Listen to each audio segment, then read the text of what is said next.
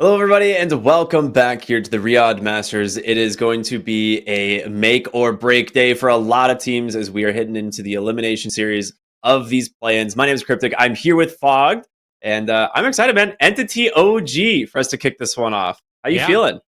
feeling great and excited because I didn't know what to expect with these type of matchups. Who's actually going to play in here? Because like OG started really poorly, I think losing all 4 games. Entity started super strong, winning a bunch, and then they kind of leveled out. So this should be an interesting series just because of that, but also because I feel like we have a kind of different idea of Dota and different idea of like what heroes are super good right now. I'm looking like at OG, big priority of like Enigma and stuff like that, while looking at Entity, it's big priority on the Primal Beast. So yeah, gonna be cool to see what we get. Yeah, all of these games, there should be some good stuff. We have the NASA matchup of TSM Beast Coast, which will be interesting to see how that one ends up playing out. But we got Western Europe versus Western Europe, so this should be. The teams are very familiar with each other. They've played a lot of series against each other over the last year. OG, I feel like, has been one of these teams that like goes on burners and they just crush it, and then they hit into a slump and they go on a burner again. It's really strange. I'm not sure if they're like what is the inconsistency there. Yeah, me either. I look at BZM and I'm like, most games, I'm like, BZM is either like 30-0 or he's just having like an okay. I don't know. BZM seems to be always the one that has a really good game. I'm usually lately, especially looking at like DM and Taiga, just needing to maybe step it up a little bit. Like nothing against them or anything. Like Taiga obviously can do it. Just something about them, the way that they've been playing, it leaves something to be desired in a lot of their games. So I'm looking forward to see what they've improved and looking forward to see how they play versus Entity playing because I specifically I did this kind of for a reason. I specifically target the 3 and 4 because that's always the ones that I look at when I talk about Entity. And now Entity's got a new 3, so there's got to be Gabby added to the picture. So I'm wondering how they're gonna match up. Taiga DM versus Gabby Katomi if they're able to keep up versus these two. And then of course the sub. We have a stand-in on OG, right? It's the person who said he would never play again. he just is back. It's round number 5, I think, for him at this point. Seb, of course, playing on the side of OG. But I think Entity have looked pretty good with Gabby, right? Like I feel like he is addressing some of the I don't know if I wouldn't really say flaws, but like his hero pool is very like unique in terms of offlaners, I think. Yeah, he's got a massive hero pool because he's played like Gabby played like every role. Yeah, he played carry at one point. Carry, like, I he's think done he everything. played mid as well too when he was playing like his pucks and stuff like that. If I'm not mistaken, so guy plays clearly everything. So yeah, it's gonna be interesting. And I just, it's nothing against Toby in particular, but I think in the beginning he showed a lot of strength, but I think he showed too much of his hand perhaps, and he got very figured out. So I'm just looking forward to see how Katomi and Gabby work together because I feel like Toby was kind of letting Katomi down in some of these games, where I feel Katomi he's the one who dictates the pace a lot for Entity. Absolutely. We're going to see teams continue to prioritize ban out the IO. I think day one, we saw a few series come off with IO in the first phase, and people were like, that hero seems pretty good. So no more letting the IO through. They go for the Chen, which has also seen a lot of play. I like I think Dark's hero also. After I got to see it more yesterday, I was already kind of like hyping this hero up in volley and stuff. I don't know. I feel like these heroes that can just farm without any showing themselves on the map ever just seem so broken right now. Like illusion carries, Eidolons, Darkseers, etc. Like I just feel like they add an extra big level, which has always been the case. It's not something new to Dota by any means, but now because the map's literally 40% bigger, I feel like it does make these heroes even better.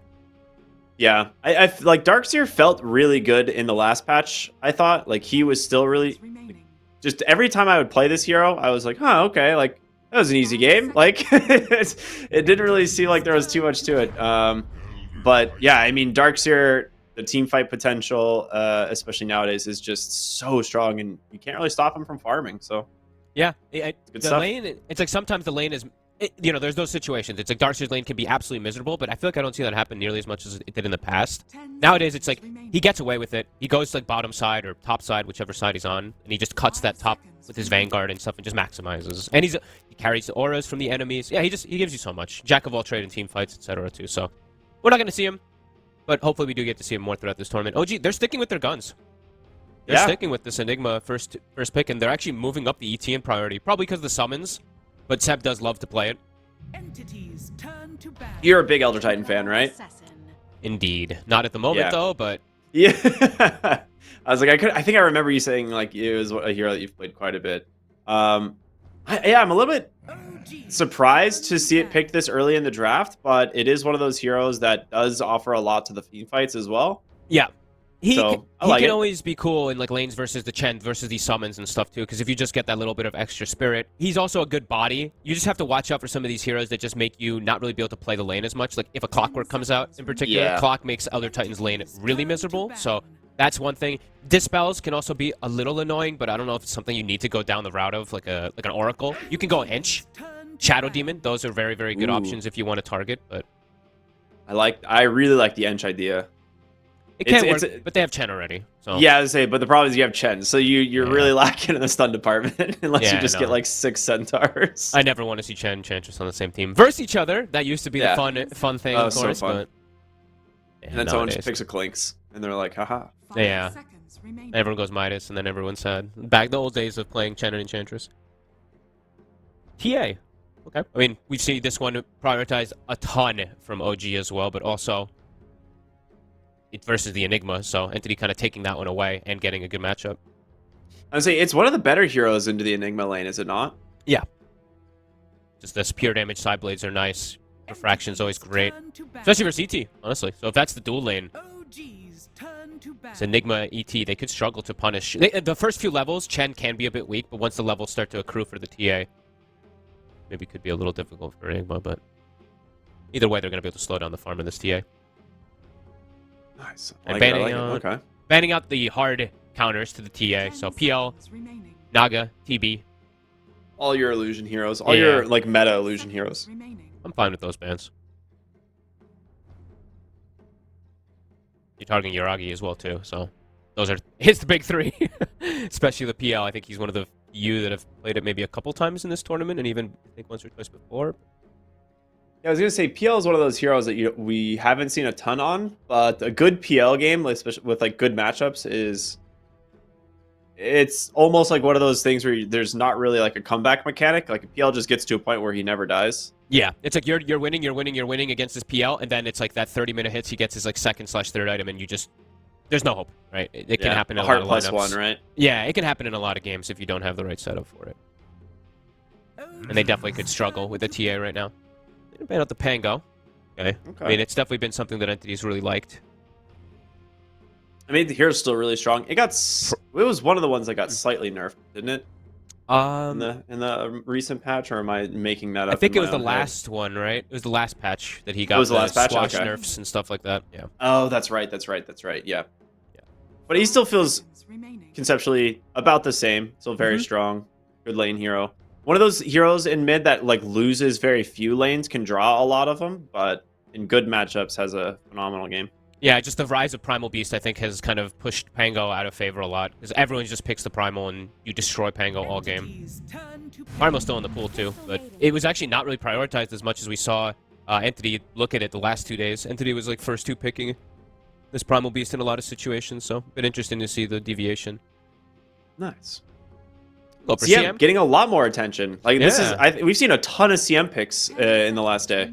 So I mentioned it yesterday toward the end. I kind of forgot about it a little bit because I was just talking about like the overall CM game. But versus TA, it's amazing. You insta burn refraction. I think I touched on that a little bit. And versus Chen. And Chen versus the creeps. Yeah, so this is a cool pick. Strong early game that OG is kind of setting up here.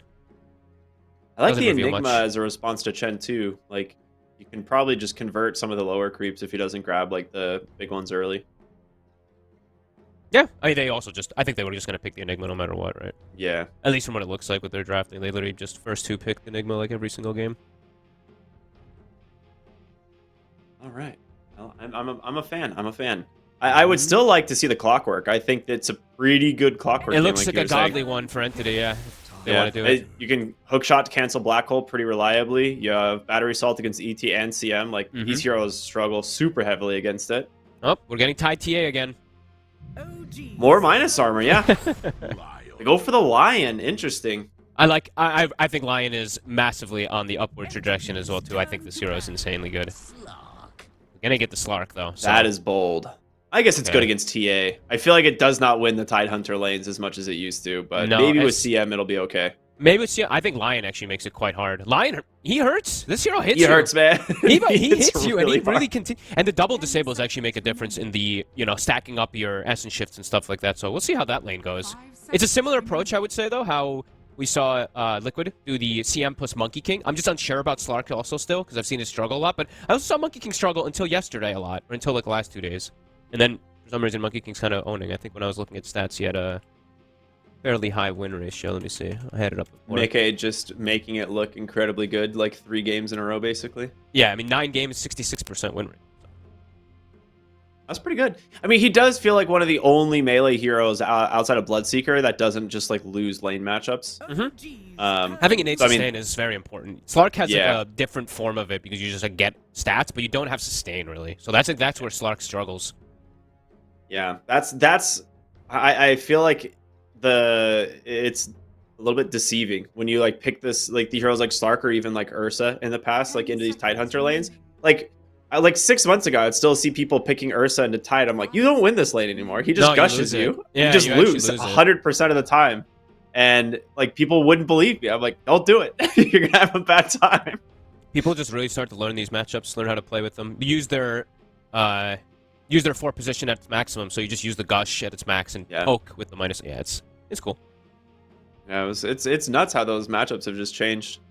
But we'll see if they can make the Slark work. I would be happy to see Slark still be playable because I think this is just a really fun hero. But in terms of the matchup versus TA, it's fantastic, right? Yeah, no, absolutely. Well, they actually banned Stormstormer's Invoker. What respect. That's actually pretty funny. I mean, these are the 2 teams. We should have prefaced the whole entire thing with this. These are the 2 teams that play the Invoker. Maybe like they want it, but they're afraid Stormstormer's gonna pick it, so just have to remove it. This entity draft literally reminds me of just like a liquid draft, like an old school liquid Kuroki draft. It's Tide TA. It does, got a Kuroki huh? Chen, you got a GH Lion, right? Like I don't know. It's even on OG they had like there was signs of like the old. I feel like I'm having this too much lately. Maybe my nostalgia is just kicking in a lot, but Enigma ETCM, I feel like this is a throwback draft also for some reason. The Slark's a little more new, but I guess in a way, but The old school days of Uppy Enigma. yeah, and it's OG. Oh my God, wait, OG versus Tide TA. It's actually hilarious. OG's turn to ban. They're gonna take Right, out the Tinker. Tinker. Okay. Okay. It's annoying. It's It can be annoying with like the ET and stuff like that. The matchup for TA can be annoying too. They don't have greatest catch, so targeting BZM. I mean, you just go for the heroes that he likes to play. yeah. I mean, there was still like a Lesh if they wanted to go for like a hero that would definitely just like shut down Tinker mid, but OG could just like ban the Lesh and then you have a Tinker problem.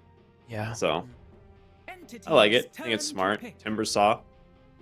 Final ban here, and then we're gonna see both mid lanes. So is he looking at like something elusive, like an Ember or something like that? I mean, there's a Lion that kind of makes things a little annoying, but there's only one real form of disabling hero for the most part on Entity right now. So he has the last pick, so he'll pick and choose with his matchup.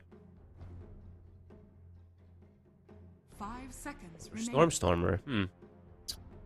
would Death Prophet be playable here? He does like it. I feel like it's not that bad because you get a good silence for the CM ult or Enigma before he gets BKB. It's a safe pick too because you don't see the mid. Yeah, good call. Dude, it's Slark has a really hard time playing into Death Prophet as well. Their group up is terrifying. They have like really good ways to take objectives now. Definitely tough for OG to take fights running in early versus just these ults and the auras that are going to come out from the Chen. What's the mid that's going to reestablish things? Because now Ember's off the table because he's like a hard counter. I mean, Queen of Pain is one of them. Co-op was one of the older matchups. That's definitely fair. Really trying to think like what lanes Death Prophet really struggles with nowadays, but there's not many. I'm just thinking BZM heroes, but also a hero that has a good matchup. Unless he just tanks the matchup and just plays for the game. Yeah, that's possible.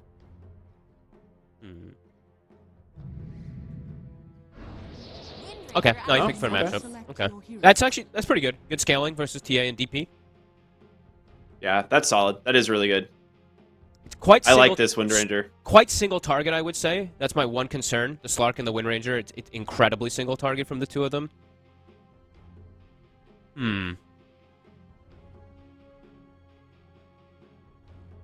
All right. I kind of like entities, to be quite honest with you. I don't know. I think OG definitely has some merits to it. I haven't really seen ET have the best function overall. I think in most games. I don't know about. I know I saw Seb win. I think one of the games with it, but oh no, he actually did lose with it as well too. But I mean, I'm not just judging off of that. The hero overall has a lot of difficulties, and overall in this game, it's not like it's like, oh, ET owns this. Like it's not like he's gonna like, oh, the minus armor and stuff like that is great, or they have anything to benefit, like the Ember in particular, or they benefit super from the aura and everything like that from the ET. I think I like entities. The group up is really, really, really terrifying. But OG, if they can snowball these lanes, I'm going to be watching the bottom lane in particular, seeing how Uragi's start goes. Uraji. Yeah, this is actually the lane I'm actually most interested in as well, just because I am curious, like if a Slark can still play into the Tidehunter, because I haven't seen it had a lot of success. But in terms of a game matchup, it's not bad into the TA, and then the Death Prophet comes out, so it feels like they have the Slark is gonna kind of be on the back burner, but if they manage to make this lane work, dude, it could be pretty good. Yeah, as long as they can. I think it's pick and choosing your battles. You have to be very careful how you fight into this heavy team fight from the side of Entity. If OG can split the map up, play around their cooldowns nicely, play around the enemy cooldowns too, because they're gonna have to watch out versus this Ravage plus this DP combo with a Chen group up, then perhaps they have a chance. But Entities, it looks it looks quite a bit easier to play, I would say. But we'll have to see what goes down. Both these teams. This is gonna be an interesting one. It is absolutely.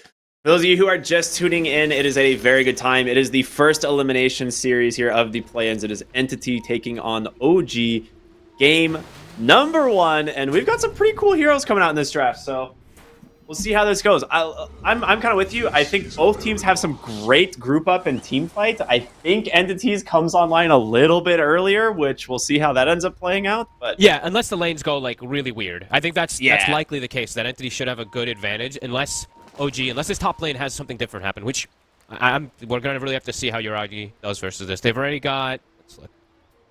Oh, Sage's Mask on Taiga. That's an interesting one. I was checking to see if they had the sticks, just in particular, versus the Tide.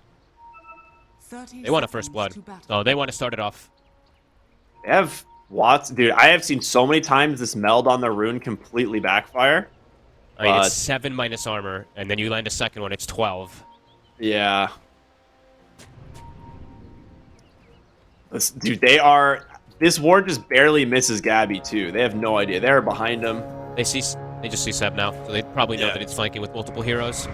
Yep, they'll see him on the Watcher. Watcher, speaking of Watson, actually, still meld strike on the rune. Oh, he doesn't get the first meld. But Uragi still takes a beating, and that is going to be first blood going their way. Blood grenade is out. Seb beats down the Tide, and Watson, a second blood grenade is out. They're trying to chase down the TA. A great stun from Katomi, but they still manage to take him down. Seb will fall. A bloodbath in the mid lane as 4 heroes die at the horn. It could have gone better for Entity, but they still get it. Oh, but BZM gets the ward at the end there. She gets the uphill miss. I think happens in Stormstormer. All right. Oh, no. Katomi's very happy. I think he has free boots on the Lion, and he's actually going to get the counter ward on the Obs ward. All right. Equivalent exchange kind of in a way. Ooh, top lane. They actually have 3 here. They're looking to just punish Gabby on this Tidehunter. He just TP'd up here. This is a cool approach. I mean, the game is a lot about how this Slark's game gets enabled, at least in the early to match up versus Entity, so this is actually pretty cool. The Enigma's going to be pulling the lane back anyway bottom, so... He has to run forever. He actually just can't come back. This is a Seb approach. This is literally, I'm sure Seb is saying this. Like, we just tried lane this guy. Dude, this Tide is going to just get ran to the ends of the earth. Meanwhile, he... Is the Frostbite in 3? It might actually just be another kill for him. I think Katomi's now the 3 position for the moment. Yeah, that is it. Gabby will go down, and yeah, Katomi's the actual one in the lane. He's going to go for a pull and just try and pull some XP his way. I mean, that's a good pull. That is super rough. That's really rough for the Tide. This is a good pull from Katomi, though, because now it's going to reset lane positioning quite effectively here for Gabby to come back up. And Gabby's TP, it's back up, so he should be able to get a full wave at the least here. Oh, no, I mean, a cool approach here from OG in the first few levels. Let's see if they can keep up that shutdown onto Gabby, because the problem with this is you're giving Watson absolute free farm. Yeah, that is very true. And TA, I feel like, is one of those heroes that you get off to a decent start, you just leave her in the lane, go stack, and then becomes even more terrifying. But they get Taiga on the Gush. One more auto attack from Katomi. You said this Lion hits hard, man. And he paused. I mean, it's a mic issue, but you killed them with a dual lane versus a tri lane, and the instant. Oh my goodness. Seb backed for a second to try and pull the Acorn camp, and it was just Gush into Earth Spike instantly. Loses like half her HP. Gush is no joke. And he is going to go for the more standard build. We got to see a little bit of a difference. I believe it was from Noticed the other day, where he went like phase, blink, and stuff like that. Didn't end up working out so well. He had a rough time. So looks like Gabby back to normal. Go back to Meteor Hammer. I think it's just too good of an item on Tide to not have. It's just because you don't get pushed out, and then you actually do something when you're in the top, or in the off lane. Mercy to new off lane, please. I like Gabby. That's funny. I like the friendly all chat. We've had quite a bit, I feel like. Just convincing you to stay carry. Don't challenge him, dude. I feel like Tide Hunter late game, this hero is basically another carry. Dude, I missed the, what was it, 250 anchors, or like just damage that you could do on the Tide Hunter build. So that was some fun stuff. Another Gush Earth Spike play. Like, Yaragi might just be dead. He has almost no armor. He just did one more auto attack. He's going Does he actually get him? Dude, Katomi is dominating right now. This dude has 4 kills. I mean, he got boots level 1, a wand. We said Lion hits, and we see it. He hits him. My goodness. All right. Katomi's going to have a very, very nice start to this one. I cannot believe they killed the Slark versus tri-lane. Yeah, I was going to say, this is still a tri-lane, mind you. Granted, like, CM died, wasn't back in the lane yet, and so they just used that timing to punish Yuragi. They're just really underestimating the damage from Gush Earth Spike. Like, yeah, it does a lot of work. Especially if Lion gets to have this type of start where he can keep up with it. He has boots. He can get the follow-up right clicks. All right. Well, I mean, pretty damn good start, I would say, for Entity. I'm sure Gabby's like, all right, I'm a little bit sad, guys, but Katomi is probably like laughing to the bank. Mid lane is going as expected. I feel like BZM should have a pretty okay time, but mid's doing great. Bottom is, Watson knows he's free farming. Although DM, he is holding his own though. He is getting some good farm down bottom, so that is the big good thing though from OG. But losing your slot versus dual lane, yikes. I just glanced at net worth. Yeah, don't look at it. Katomi is top. Yeah, He's the highest net worth in the game. Oh man, that double is some kill good first blood, stuff, baby. Yeah. Oh my goodness. I mean, obviously it'll change pretty quick as people start to actually CS, but if he gets more kills, what a good start. Oh man. But definitely relevant. Right. It's important to point out, like, definitely hyping up Katomi a little bit, maybe a little bit too much, but it's important because if you do get a really good start on life, you're getting these type of levels. Slark's very squishy. If you get an early finger, that can be pretty devastating also for the Slark early game. Even for Windranger, another. Yeah, I was gonna say not as squishy anymore because of like Atos kind true of build. Universal. But, yeah. God, man, Universal heroes are just they just build 4 defensive items and it's all it just does everything. Yeah, defensive items are too good on them. Oh, ooh, they thought about going for the Gush play on the Taiga there, but we'll hold it for now. Seb is doing a lot of side pulling here, and I think that works out really well. But he is in pretty deep right now. Does have to respect the damage that comes out from the Tide. He does have that Anchor Smash still to play with. 1 point in Kraken Shell now, so a little bit difficult to push out. Good God. They have so many wand charges. Look at this. Gabby and Katomi both have like 14 and 15 wand starts. Honestly, every time that Yuragi goes aggressive, he loses like almost 3/4 of his health. Just from Anchor Smash, Gush, and Stun. Be careful here. Oh, it looks like they are going to make the play on a Katomi. He's deceptively tanky. He's going to turn here, potentially. See if they can bring down the Slark, and he does. It's a trade. I think you're okay with this. They've got the Chen rotating with the creeps, too. Oh my gosh, you're right. What has he got? He's got the Kobold. He's zooming, man. Seb going to get caught there, and another kill. Oh my gosh, the pauses, dude. This is brutal. I got to be honest. I mean, they're getting some trade kills, but you're losing your Slark. He's not getting stacks. Look at the CS on the Templar assassin. Lion has same net worth as Windranger. TA, Tide, and DP are just cruising. Even though Gabby has 14 last hits, he's getting assist gold and kill gold. Oh my goodness.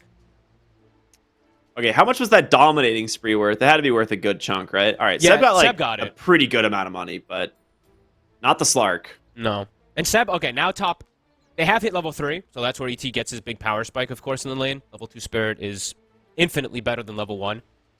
Let's see if that makes a difference. But now the levels, Gabby's level 4. Katomi's gonna have Hex as well too, so they have double disables to deal with the control versus that ET.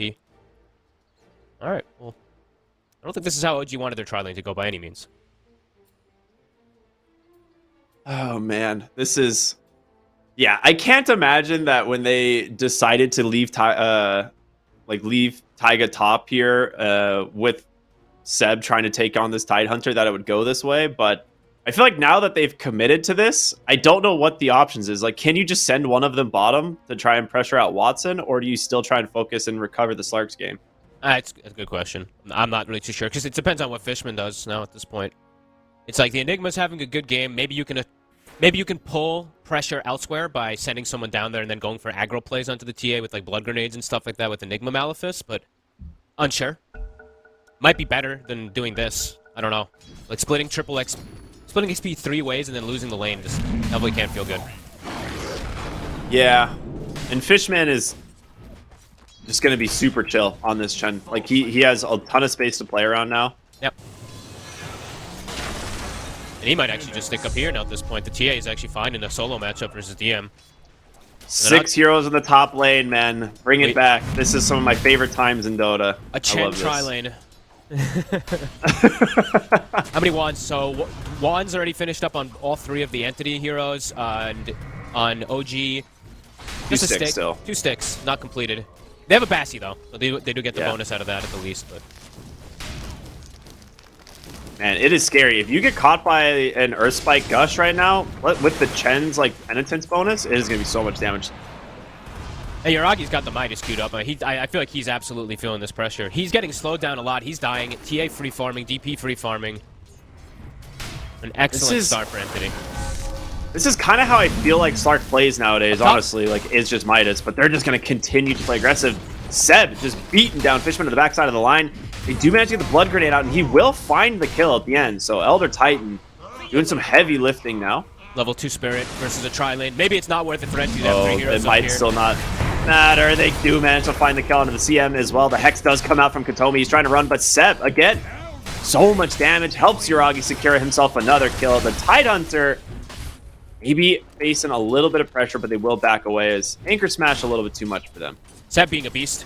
He's definitely using those kills that he's gotten. He's 4 and 2. Yeah, level 3. It's as soon as you have level 2, level 3 Spirit and stuff like that. I think this is where you probably break the lanes a bit. Just that playing a tri-lane, giving the triple Spirit is a bit difficult to play into. Is DM bottom. Ooh, tries to TP out, not going to be successful. This is an Arcane Rune Exorcism for Stormstormer. OG's making they still got the move. catapult. That's sick. They're making the move top to at least punish in the meantime. EZM smoked up. They do get the Earth Spike there onto the CM, but they really want the Tide Hunter. With the Focus Fire coming out, they might be able to grab the kill. And he's just too tanky. Even just a single point of Kraken Shell, the TP in respect from Stormstormer, he'll back away. There's some really nice early moves from Entity. Great movement. I mean, little move there from the Death Prophet, even using, I think the TP also was there under Arcane Rune, so it's going to be up even faster. And they finish off the bottom tower while getting a kill and protecting perhaps Gabby, so this is pretty much the dream start, I feel like, for Entity. OG, you said the Slark lane, it's going to be an important one to look at, and I don't believe that this is how they wanted it to happen when you have the tri-lane. You got a 7-minute Meteor Hammer on the Tide Hunter, so yeah. That is very scary. When you combine it with Earth Spike Hex, that's pretty much guaranteed to connect, so. They definitely have kill threat onto Yuragi for some time here. I mean, this is... Oh my goodness. Yuragi... Just tanks an Anchor Smash to the face, dude. That's what I'm saying. Like, it feels like Slark can't contest these types of like Tide heroes anymore. No, especially I think it's really important just to having that range 4 position though, because I think that with the Sables in particular, like that's why I feel like the Techies and these Lions, maybe Techies not so much nowadays. Or I mean, I still think it's good, but these heroes just harass you so much. They do tons of damage to it. And this tower, it's getting pressured. Good OG looks to do with their movement here, because DM now at this point. He is incredibly poor, actually, in this bottom after dying. Yeah, oh my gosh, he's at the Lion's net worth. Yeah. Stormstormer mid, though. Great rotation here from OG. If they can actually bring down Stormstormer, it'd be great. The Black Hole Nice gets hole. dropped right away. Also catching Katomi. That will be 2 very important kills here for OG Nicely in done. this mid lane. That's very important for DM, too. Just talking about his game. He had just hit level 6 there. It's a good angle. Not going to persist to push the tower, though. They don't want to get... They don't want to, like, just stick as, like, 4 heroes hitting mid, so they're going to go back to those side lanes. Great space for Yuragi as well. He Yep. gets his level 6, has his sustain now. That's like the big thing that's like slowing him down in the lane right now. So He's always he going can to at be... least survive. He's always going to be quite far behind the TA, though, it feels like. Watson being yeah. giving a full free game, level 8. Don't think they got stacks for him, though. So that's the one thing. One other thing I think that's pretty okay for OG is that, yeah, no stacks for Watson. Everything focused on the lane, it seems like, right? Yeah. And now the stacks are starting to come. Tommy, after focusing so much up top before, he's going to get those ready for the DA and for the DP. Slowing things down a little bit here. Yeah. They've already got the Exorcism back up again. Do you think you just wait for Tide to take top and then use second Exo for something else, or what? I think they might just go. I think he's just clearing this creep camp here. Maybe Katomi wants to soak 6, perhaps, or something like that from mid, but I think they probably want to just go ASAP. Okay. At least just hit some tower, like you said. If Exo's up... Looks like mid perhaps is the choice, but they're actually backing up and smoking, it looks like. Dude, Chen is just farming. Fishman's finally just like, all right, I got some space. I can go do some stuff. Got himself an Alpha Wolf, Centaur, and the Tomato. I'm actually shocked that this hero disappeared so hard after some of the nerfs, because I still think this hero seems pretty crazy. If you get after the lane can be sometimes a little bit difficult, but you become a core. The amount of farm that you get from Persuasion is insane, and you carry so many auras, and Fishman's just farming. So Solar Crest near done. Nice deny on the rune there. Absolutely necessary. Getting that DD onto Wind Ranger would have been some huge problems, but Katomi in a lot of issues here as Wind Ranger will just pop the Focus Fire, take it down, but Watson just destroys the Crystal Maiden. Seb TPing out in the process. Exo committed. Gabby comes mid, and it's time to pressure the tower. Catapult and Chen. Dude, can you stop this? No, you ditch it. Just split farm. Got Midas finished up. You're going to have to play the recovery game here as OG and pick and choose your battles. Ravage back up in about 8 seconds. Gabby's actually walking in. I guess he wants to check the stacks and stuff like that, just to get some info. But no stacks, but another tower to fall. They're actually instantly making the move top to push Shiragi off the tower too. Level 6 for Katomi now. There's your finger. Didn't quite get it as fast as we thought he would, with starting with 5 kills, you know, but or 4 kills. But I mean, still, it's online. Now has to be pretty scared of that ability. Can they catch him? Oh, they don't actually grab him for the moment, but DM will grab the Malefice, and that should be more than enough damage to help bring down the TA. Beautifully done. Great gank. Stormstormer just trying to tank up so much damage here underneath this freezing field, and power shot barely not enough damage to finish him off as Fishman and Katomi will grab at least an exchange kill on the run now as Wind Ranger makes her presence known with the Focus Fire. Should be enough damage to bring down Fishman, and it will be. Dude, a never-ending fight. The Impale into the Meteor Hammer. They take down BZM as well. Dude, Chen from the grave just holding the creeps. That was huge. Yeah, I mean, great plays from both sides. Back and forth. A really aggressive play from Seb. I cannot believe... If Stormstormer dies, probably quite OG favored there, but because he doesn't, I think Entity, it's kind of like an even trade out there. Very early Drum. I saw Drum get popped, and I'm like, wait, is that Seb? It was. So Seb with the Eidolon, Solar Crest. They have enough to actually bring down Watson. Dude, that Solar Crest is sick. It actually did so much work, because this Wind Ranger is like Focus Fire. Like, you have Javelin now, which is great, but now, like, with the Solar Crest on the target you want to go for, it's just so much damage. Yep. There's a lot of little disables, though, as we see, even for BZM. Centaur, creep, stuns, hexes, etc. That can be problematic. And although Katomi didn't get his level 6 as fast as we were kind of talking about, he is getting the blink as fast as maybe we expected with such a good game. Oh my he's 200 away already, so he's quite rich. But Seb's right there with him, so. 12 to 11, 3K lead at the moment for Entity. Good game overall. This one's been fun. So many kills, dude. Almost 2 kills a minute. So yesterday we had one game where it's like the first kill happened in like 8 minutes. This one it's just constant aggression. And I'm sure Yuragi now at this point is like, thank God that this aggression is happening elsewhere because he's caught up completely. Yeah, He's only I just- 1k behind this TA. He's level 10. Like, that's an excellent recovery for Yuragi. I mean, I'm actually a pretty big fan of the Midas Slark. I think it's probably like one of those builds you don't. It feels kind of bad initially, but the recovery time on it is really good. Yeah, if you can get this type of space, definitely. All right, so what's Entity waiting for? Because Watson... I think it's time to accelerate things on Entity here. I don't think you want to just sit back here with this type of draft.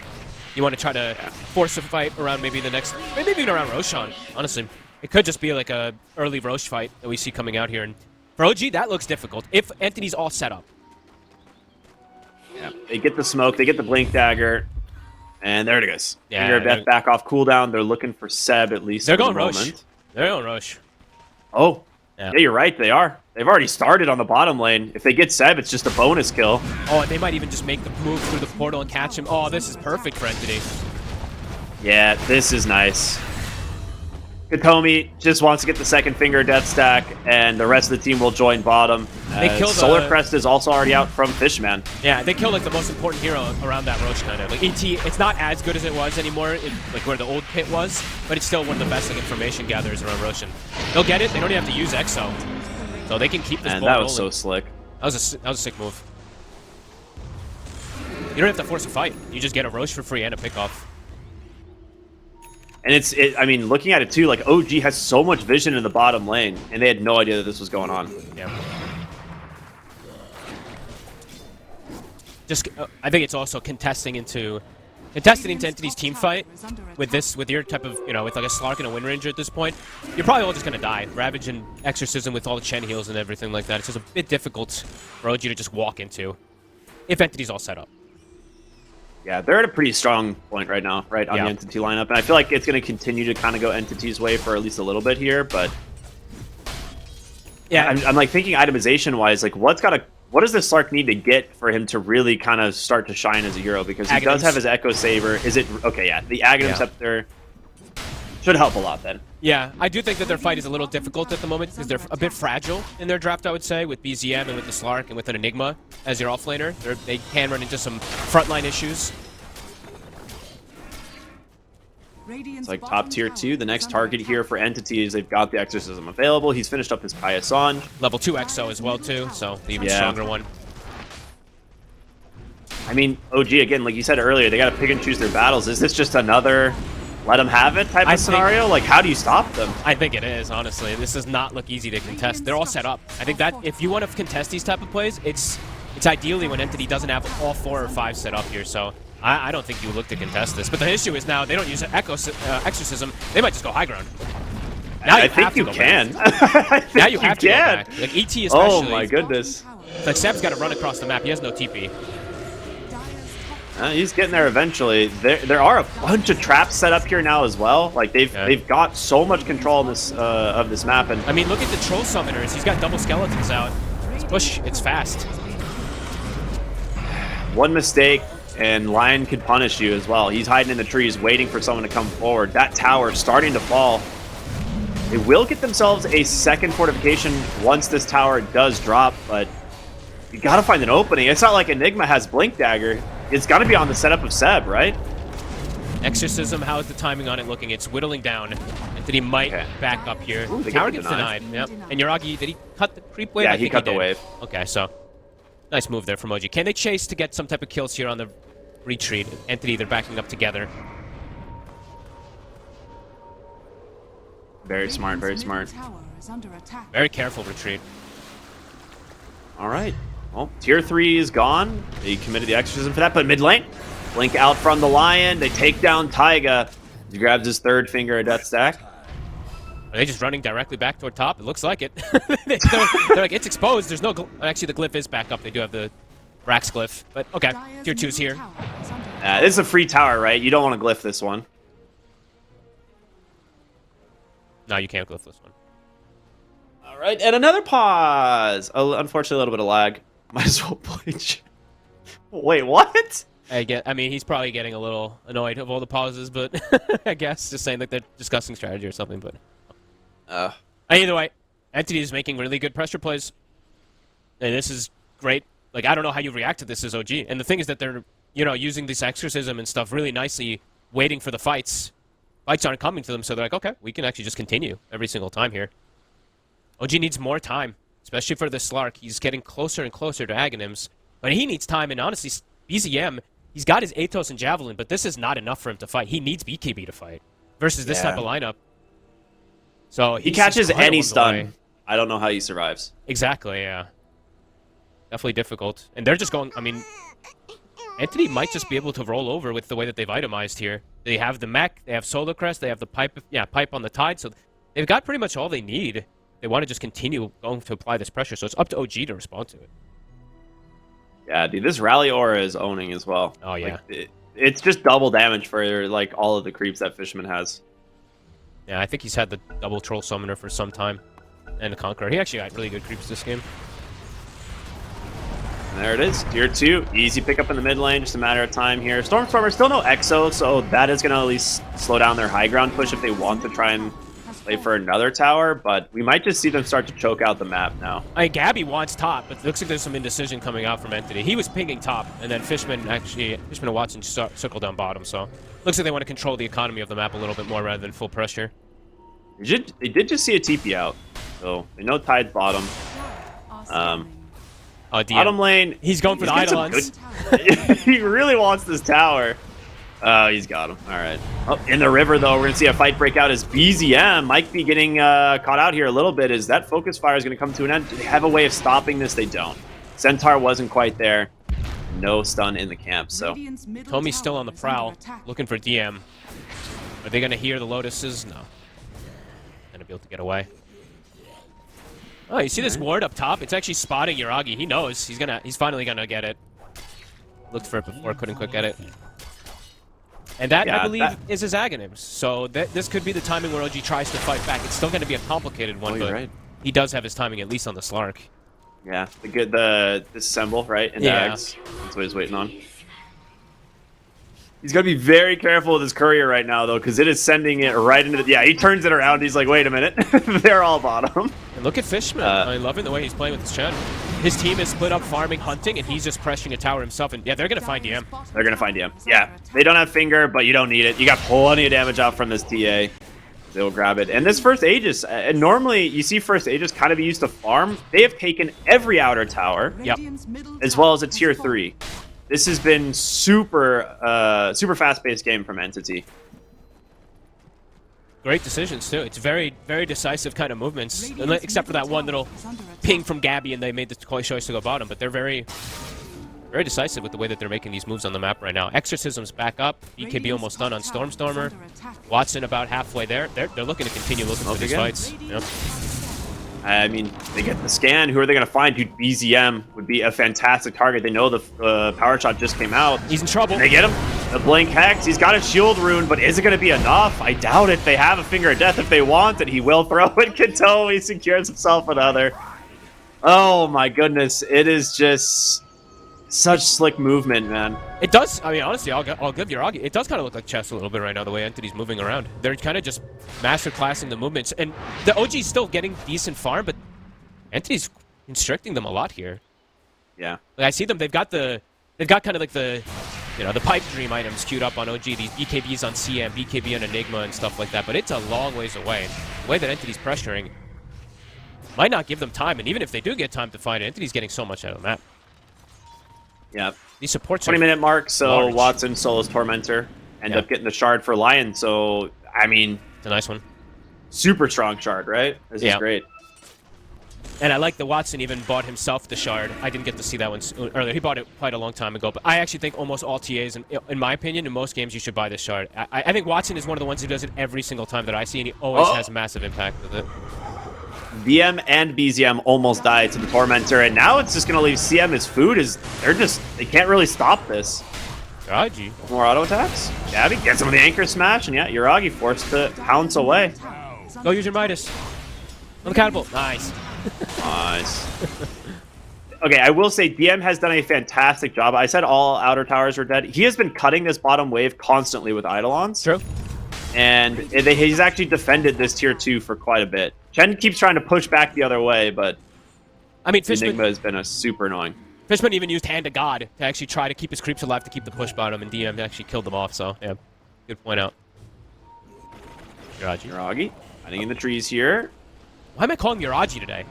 Yuragi. I don't know. It's the stupid. I didn't thing. even hear you say Yuragi. Oh, okay. I didn't even notice, so you're good. Good. I noticed. All right, picking the bottom tower once again. They're like, all right, we gotta get this, guys. Yeah, come on. Look. Wait, who did end up getting? Sorry, you said CM got the shard, right? Yeah. No, it was Lions. For the other team. Yeah. CM got it. Tower is under attack. Looks like, yeah, they're, I mean, trying to finish up the BKBs, at least for the Enigma and the Wind Ranger, especially the Wind Ranger, I would say. Looking to get those before the next fight that they try to take. And they haven't really taken many fights. Dire's Kind of just been bottom Entity tower dictating is pace. under attack. An 8K gold lead. It's not the biggest gold lead we've seen around this time frame, but it is still Dire's bottom pretty tower rough for is OG under to deal with. You have the BKB on the Death Prophet. She is going to be super difficult to actually bring down. Yeah. Outside of like a black hole, I guess. And Until I guess you're have- closing in on the BKB for Enigma, but Exactly. you still, I don't know how he gets on top of these heroes. And outside of them walking into him. And if Exorcism's out, he could die during the black True, hole is the other huh? thing too. So, but I think this is the most important item for them. I think BZM's BKB, it's very important. I actually take back what I was saying about his being the most important. DMs, they need it just to be able to get some control. This TA and this DP, otherwise they're just going to run rampant. So they definitely do have damage if they can stick on these targets. If the Slark can build up his sacks, BZM can delete a hero with the focus fire. It's just about if they can actually keep them controlled. They definitely need DM's BKB. Yeah. I will say, despite, talking about entity supports being really farmed, like, OG has done pretty dang good on both Seb and Taiga finding net worth. Granted, Taiga did get the free shard, but, like, they're not that far behind their counterparts on entity. No, definitely not. I mean, I think they've kind of done, like, an okay job of picking and choosing their battles in terms of farm. It's just Entity's done the better job of finding these extra little fights as DM. Well, they Trap see is DM. set on him. This is such a big kill, getting him before the BKB. He's so deep. There's the blink in. They've got him. Finger Death comes out and a quick kill there with a side blade. Cheeky stuff. Is Roche up? 30 seconds, they're pinging it. They know it's going to Yeah. get very soon. They've got a trap, so we'll eventually see it. It will move to top unless they're already preset, so... Radiant's middle tower is under Yeah, maybe they attack. apply some pressure on the tower here first. They have the double troll summoner skeletons going in. Gabby Does he wants really? to at least Oh my meteor God, he hammer. still does. Bottom tower is under attack. I mean, it's just chip damage to these tier 3s, and it adds up a It lot does. over time. Most definitely does. They are going straight to Roche. They don't want it to spawn top, it looks like. But as you said, though, one of the biggest kills they could have found, delaying this BKB more and more for this Enigma. And even with BKB, getting the angle still is not going to be the easiest thing. And he could just die to Exorcism. All right, they're going to try. They're going to start on the Roche on here, as he will have about 20 seconds before it decides to head to the dire side. But yeah, it looks like they've got plenty of damage thanks to the Solar Crest, thanks to the minus armor. Very nice build from Fishman this game. Usually I feel like it's always the default straight mech on these gens, but used to be the build. You go the Medallion, Solar Crest, then you go back for mech, and I like that he prioritized this game. Did you notice that Watson didn't build a Deso this game? Yeah, he's gone just, I guess, for the... I think that's actually very interesting not going for it with DP and with this Pema push lineup. Yeah, because DP's shard, like, pretty good eventually, right? If you want to build that. Is under attack. Wait, does it not reduce armor anymore? Never mind. Okay. I was ignore me. like, what are you talking about? I thought it used to reduce armor. Like, I thought it drained armor, but maybe I was wrong. I don't know. A couple patches ago. Yeah, a couple patches ago. Ignore it. It's Whatever, fine. it happens. It's fine. Why? But yeah, no, definitely interesting point out that he just went for straight damage. Here comes the push. Level 2 Exorcism. Yeah. Get Aegis, go high ground. They seem to be doing this over and over. They just go straight for the Crystal Maiden. The damage is there again. And that's Taiga will have buyback. That's their glyph. They still have Ravage and everything available Entity. Look at all the auras. That's their too. only glyph, right? Mm-hmm. So, Meteor Hammer onto the racks. They will get a nice sleep from Seb, but you've got to find a way to address Watson on the backside, and there is no initiation avenue here for this Enigma. They get the stun. The Ravage is going to just blink the backside. Black Gets hole. the BKB. He gets the Black Hole on the 4. The Earth Splitter's coming through. Can OG do it? They take down the Death Prophet. Watson about to fall as well. He's gone. The Pounce will hold Chen in place, and this is looking the best possible scenario for OG as Watson pops the BKB, can't get away. 3 dead on the high ground. They hold the melee barracks, and somehow DM gets the black hole. They didn't give respect to him. I guess maybe they didn't see him finishing the BKB that soon. They dive, and they give him the perfect 4-man. Splitter on top of all 4 as well. You could not ask for better from DM. Dude, when your team fight is just 4,400 damage from an Enigma and 4,000 damage from an Elder Titan, that's pretty good. There's literally no other, unless he gets all 5, there's no other better situation that happens there. A dream from DM. And that's going to get him close to Blink. OG, they've shaken it up. All right, we'll see what they can do here on OG. I mean, this is a huge momentum swing. Like, they're not out of the woods, right? They've still got a pretty big gold lead to come back from, but that's step 1. That's for sure. Yeah, because that's going to potentially enable DM to now finish Blink. So I think for Entity, you might have to just force again before Black Hole's back up. Because it's 100 seconds. You might look to just try to pressure here. Otherwise, you're going to fall into the situation where every time you try to push, Black Hole BKB is going to be up. Let's see what Entity tries to do to pressure. Yeah, a huge hit from OG as BZM now. His BKB is done after all that too, so I think he actually finished it maybe just before it, but big items coming in. And yeah, Entity's looking to run it down. Yeah, they're like, okay, guys, they can't do it again. We have 70 seconds till Black Hole. Let's just go high ground once more. This is the right They're going to move. try and finish up the melee barracks first, bottom. Yep. I think this makes sense. Yeah, Exo's back up in 5 seconds. Should be able to secure this one. Even without it, maybe they can go for Exo onto mid. If Yuragi can stop. That's an aggressive play from Yuragi. But yeah, Exo's out. No fortifications like we talked about. Nice little shackle there onto the TA, but we'll blink to safety. Black Hole now mid lane 45. They got the timer for sure. Yeah, someone's pinging counting it down by the second. Stormstormer has cheese and a BKB available to play with. Seb. Oh, they come in. They actually get the stun on the Slark. He's silenced. He's forced the BKB, but can he actually survive for now? Will be forced to pop the Shadow Gun. Still has the Depth Shroud. Building up stacks. Yuragi can continue to play aggressive. Like, good stacks. Yeah, 20 Essence Shift now on Yuragi, and he pushes them away from the high ground. I think that's all you want to do on OG. Yep, just wait for your BKB Black Hole. Just try to buy time for it. It costs a BKB and a little bit of a commitment for Yuragi, but he survives, and Black Hole's back up in 10. Look at their positioning. DM, he's ready. He's got a blink. If they can find it, it'd be huge. They grab Seb onto the backside. The Finger Death comes out. He's gone. They've caught Stormstormer. Can he get the cheese off? He does. But the focus fire, the damage. Is it too much? The Death Shroud's down. They got him. DM looking for the opening. He's got the blink. He's got the Black Hole. Do they even need it? He's got him. He grabs Watson on the backside. They've taken down Katomi, but can they get TA? Watson forces the BKB. He's trying to turn around the Ravage onto 4, but the damage from Yuragi is too much. He's stacked up the Essence up to 60 as Entity gets wiped. Uh-oh. OG's doing it. Yuragi able to get all these connections, and they're patient. They wait on the sideline, wait and wait and wait, and they get the opportunity. It's not a super flashy one, but it's all he needs at that point. Isolating Stormstormer, then isolating Watson. Oh, I mean, OG's absolutely doing it.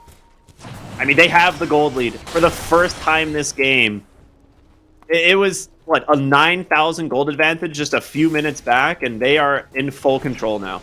They played it, pick and choosing their battles. That was really clever kind of usage of Yuragi's BKB at the start of everything there, just to get those 20 initial stacks, then cause that kind of panic there from Entity. Now when you win a fight now like that too, now you're going to be able to get all your lanes shoved out as well, and you're going to be able to buy time for Black Hole. Ravage, it's going to be on cooldown. Now for Entity, the choice isn't as easy as just, hey, let's try to just run down the mid lane. No longer. OG. Man, what a... They're at their strength now.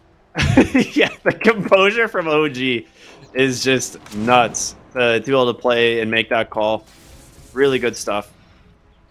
They're so big now after these last 2 fights. Like, everyone gets more than one full item. The BZM, he had finished his BKB toward the end of that first fight. Dragonlight's getting close to an Aghanims. Like, literally full items on everybody. Yeah. Harpoon plus more on Yuragi.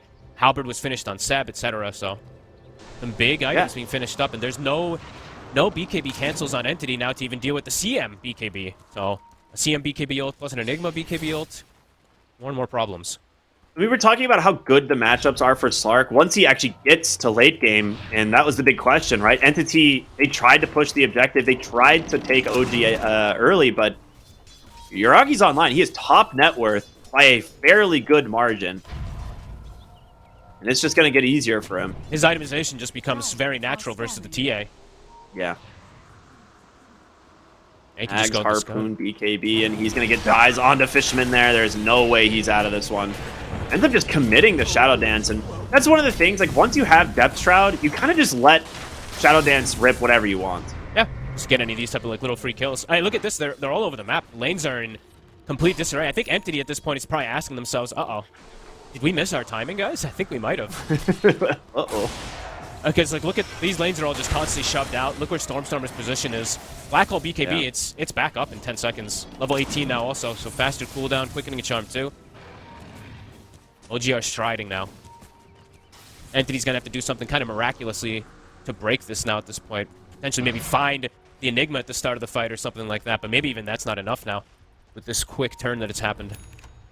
Yeah, I mean, DM, his positioning has been top tier. Like even the one where he just walks in with BKB and Black Holes, like he's just hiding every single time, like not even really contributing to the fight until he sees his multiple targets that he wants to Black Hole. And Yep. we'll see if they can actually find him. That's just going to be hard. And choosing your battles has been kind of the name of this game, it feels like. And Entity, they chose quite a bit of good ones in the early game. OG, they take the more decisive ones now in these later stages, and now they're all set up. Everyone's fully itemized. And all right, Entity, looks like this might be their next big attempt here with an MKB finished up on Watson. It's still very difficult for him to even get attacks off, as we've seen, unless they get Enigma at the start. I mean, we saw Coddle Basher. Is it time for Fishman to take the reins? He's a mounted ranged hero. You can buy a Basher. Hey. Could happen. Oh, Could they happen. got vision. This is a huge initiation. They can actually find him. Does he get the Ravage? DM gets the BKB. And he's going to get the Black Hole up onto it too. It's time He's for going OG down. to turn it on, but he's falling. Stormstormer is strong. You've lost the TA. You've lost the Enigma. Tidehunter getting beat down as well on the backside. Yuragi's still pretty dang strong, but he's forced to leap away. Gabby will survive. Now BZM chased down from the wind on the Wind Ranger. Stormstormer isn't enough to finish him off. God. 50 HP, 30. He's going to survive.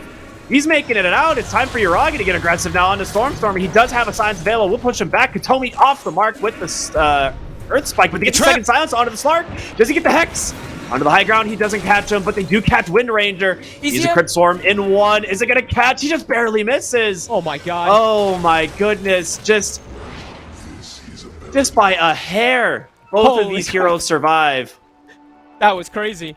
They commit everything onto Watson there, but Stormstormer kind of steals the show. He's on the outside of the Black Hole, ends up focusing fire DM, and Slark and the Wind Ranger actually have to reset. BZM, I think, very lucky to actually get out there. Playing with fire.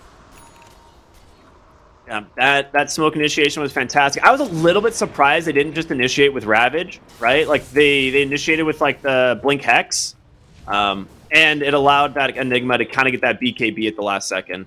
Yeah, I mean, they don't know where he is, right? Gabby Yeah. maybe like slightly hesitating on it. Perhaps he could have actually got it. He is going to have a second round of it, though. He's going to have a refresher actually. Oh, he finish has up. Refresher. Yeah, Wow. and now Black Hole is actually down. So now Entity, they're all respawning. Perhaps they can actually set up for top. Roche, it's coming back up Roche there is in a up. second. Yeah, 10 Third seconds Roche till he bottom. moves up. Yeah. Does it keep the blessing? It does, right? Because it spawned bottom. No, it shifts as soon as the Oh, night. it does as it? Soon, Oh, as soon as bummer. the daytime shifts, it doesn't even matter if you keep him down there. It immediately swaps to Ags and the refresh. That is sad.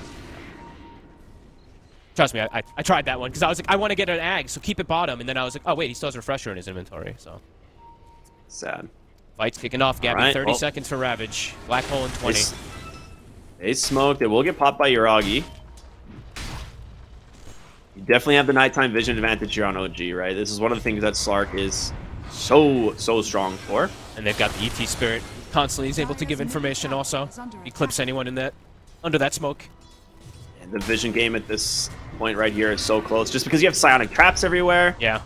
And it's all coming down to this fight. Next Roche is going to be massive with the refresher shard for both teams is huge. You have double Ravage, you have double Black Hole, you have double Exo. There is some huge plays from both teams off the back of this refresher. One Yeah. of the few games you might actually prefer it. Yeah, I agree, actually. DM looking for angles. Black Hole is back at the ready. Oh, they get the BKB out on Taiga. He's going to try and turn around onto Stormstormer. His BKB is available, but DM does not want to commit, it looks like. I mean, they used Exo. OG's trying to like, did. kind of reset away from this here.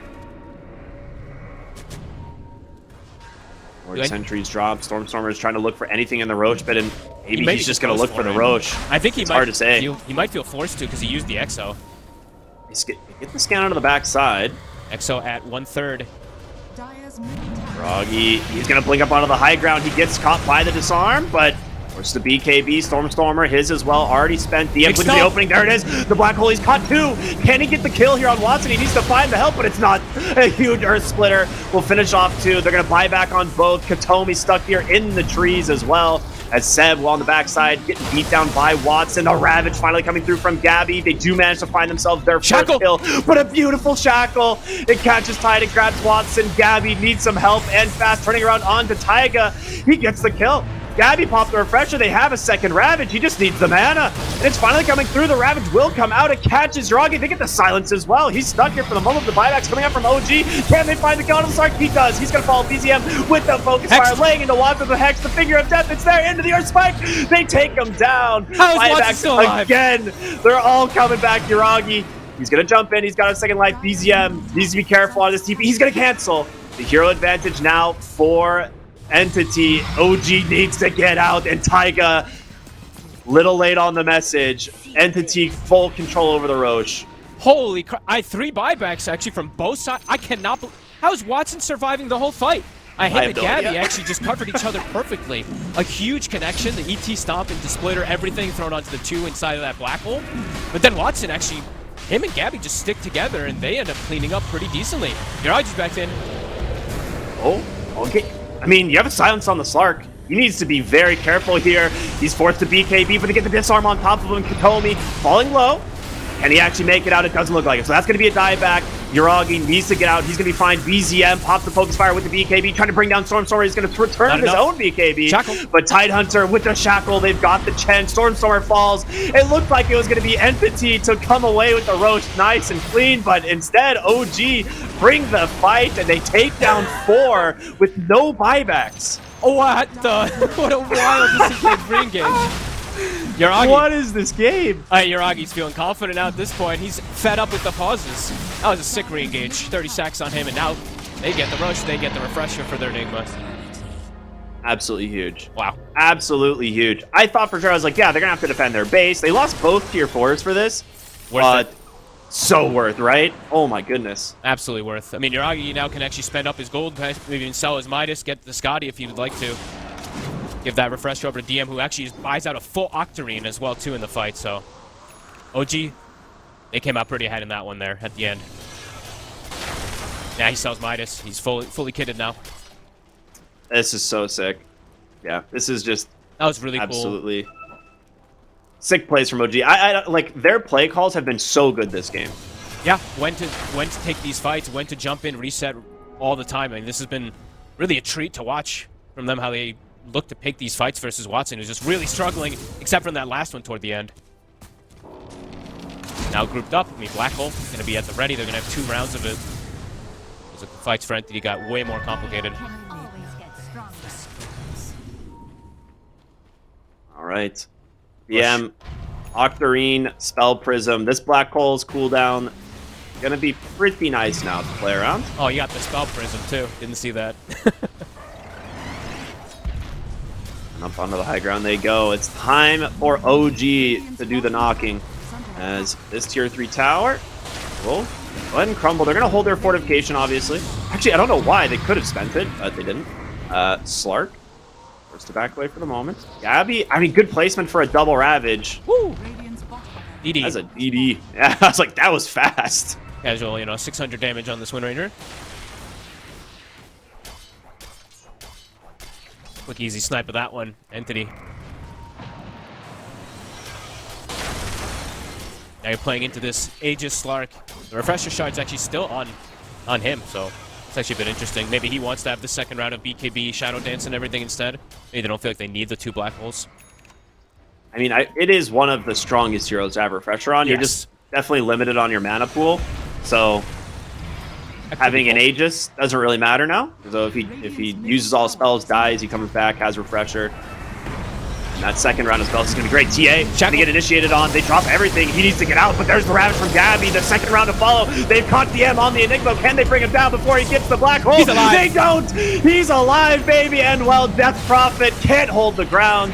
She's going to fall as Chen will be the next. 3 heroes dead on Entity as Watson buybacks into the game, but you've spent everything. That was sick. And you get nothing. Another depth shroud. Yuragi just saving his Enigma just in case an insult to injury for Entity is now 20k lead. Yuragi, he wants to end this. Onto the tier 4s. No Ravages available. It is just Watson trying to hold the high ground here against 5, and it's not looking like it's going to go too well for them. Looks like it should be it. Yeah, it's just these two. What an incredible game from OG. This was some of the best I've seen them play in a while. Very good patience. Even though they're getting pressured so much, losing buildings, they don't panic. They actually played it cool and wait for their items, and it absolutely paid off. DM coming in super clutch. He's just gonna depth shroud. He just want to take the throne, and I don't blame him. Yuragi, he's still got a Shadow Dance as well to play with. Ends up running out of mana, but BZM, he's gonna be the one to finish the job here, and that will do it. Game 1 of the Elimination Series going to OG. That was very, very cool game. Honestly, just patience, good decision making from OG. Patience, of course, sitting back, waiting for Entity to make mistakes, and that's really what it came down to. Entity, they died for some kills in the base, get turned on massively from a couple black holes, and wow, that was sick. Yeah, that was, dude, like this game really was just sick from minute 0. Now that I think about it, just 4 kills at the Rune. I kind of just forgot about how much of a bloodbath this game was early on. Yep. You had the 6 heroes in the top lane. Like, this was a wild game. It's just really, really cool decision making. I love when I see people like, you're really playing like on the fringe of these cooldowns and stuff like that. Like Entity's trying to push the limits because they're like, oh, 15 seconds till black hole. Then they push it too far, and OG, they're patient, sitting back, waiting for those opportunities. And always fun to see also some tri-lane action, even though maybe it didn't work out the best for OG at the start of the game. It worked in the long run, so. Yeah, absolutely. It's the Slark, like, just eventually comes online. You have a really hard time killing this hero, and this was the that big fight. 1 3-hero black hole, right? Yeah. At the racks is just, or 4-hero black hole rather. Sorry, that was just like the turning point for OG. They finally get this like glimmer of hope, and then it just turns into DM hitting these massive black holes for the rest of the game. Yeah, it was like the first fight in the black holes there, and then this one right afterwards, where they just kind of play on the fringe of the fight, waiting for an opportunity. Exorcism ends, they collapse, hit hard, then they find Watson. Yeah. Honestly, that was some nice Dota. Nice kills. Like what? I think we had like 60 kills. 60 kills, I think, toward the end of it. So very action-packed, but very, like, kind of, there's like a methodical kind of means to this game, even though there's so much action and so many like chaotic kills and stuff like that, with the way that Entity's forcing one kind of play style and OG's forcing a different one with splitting up and buying time. So yeah, very, very fun one to watch. This was just like the most incredible play call. Just the, hey guys, let's just run back from the base. It'll be fine. Like, BZM has to cancel TP, right? Or he just dies there. I think his BKB was still slightly on cooldown, and then they just were like, yeah, we'll re-engage. We'll retake the fight. They haven't finished Roche yet. Yeah, and Yuragi making the Slark look good, but also I definitely want to give a little bit of credit to Seb. You know, this hero, a lot of people are trying, not a lot, but a good amount of people are trying the ET and not really making it work. Seb actually made it look quite good. As an ET, super big ET advocate, I think he played that one like amazing, actually. Like, positioning was really good most of the times. He got good stomp setups for Enigma. Yeah, really, really nice. He did second highest damage at the, that 4-man black hole team fight. So what more could you ask for? Yeah. I mean, yeah, you just got a lot of work out of the supports from OG in general. Like Taiga having the BKB Aghanim Scepter, like with a Veil. Like, he was doing a ton of damage in these fights and tanking a lot of spells, right? Like, unless, Ravage caught him early or something. So beautiful game all around from OG. This was just a pleasure of a way to start the day. So I'm super excited to see what is going to happen in game number 2. But we got to go to a quick break, everyone, and we'll be back with just that. Is going to be OG versus Entity, game number 2 in the Elimination Series. We'll see y'all in just a bit.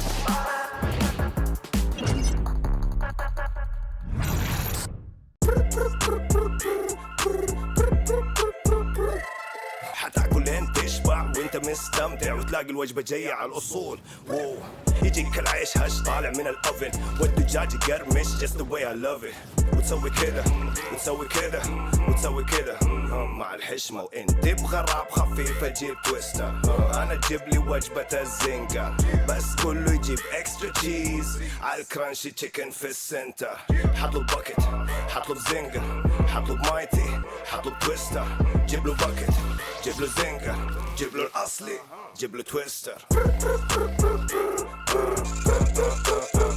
delicious yeah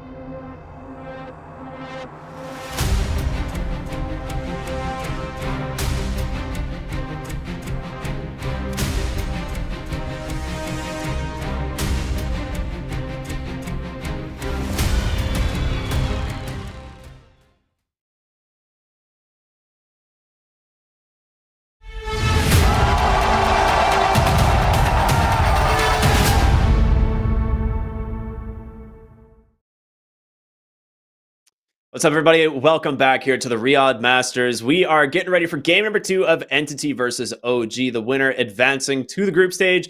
The loser is unfortunately out of the tournament. My name is Cryptic. I'm here with Fogged and a banger of a game 1. Are you excited for game 2, man? What do you think's going to happen?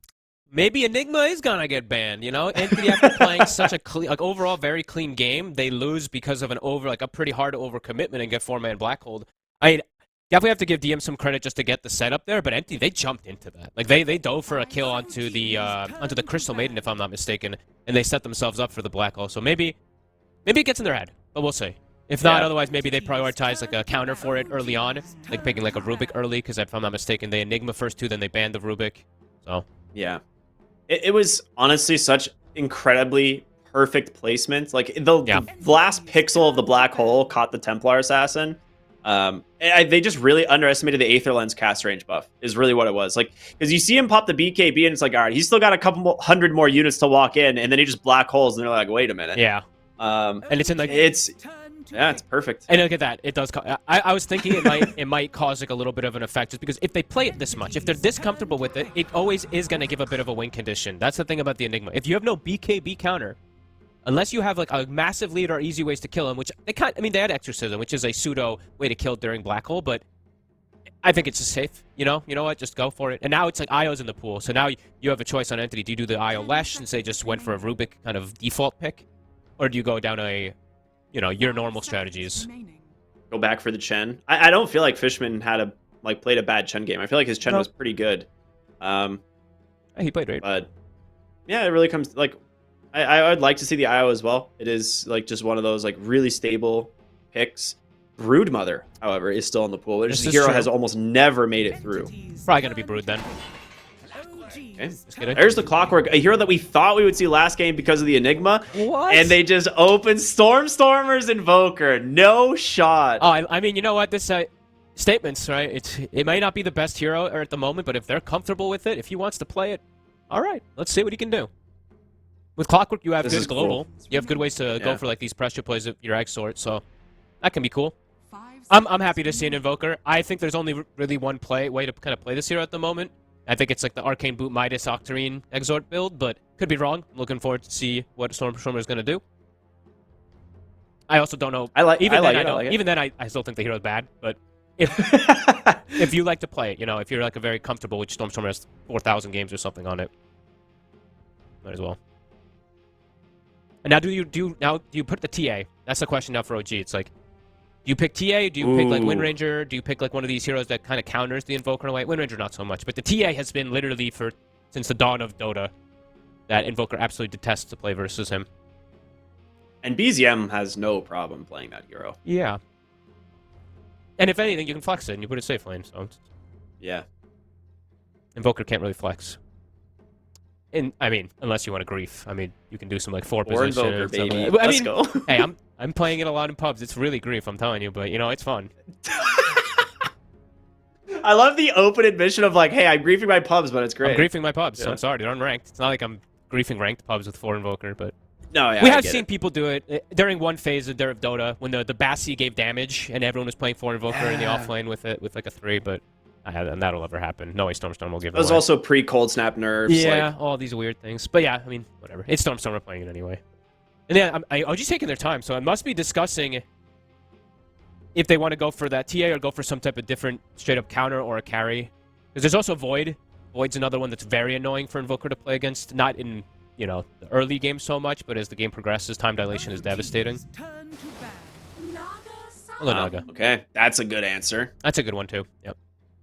Doesn't really care too much about the Clockwork. You talked earlier about Lycan into the Clockwork hero, and it's like, it's similar. Yeah, you just kill all the cogs if they try to go on you. It is pretty good at dealing with Invoker as well. So I like this.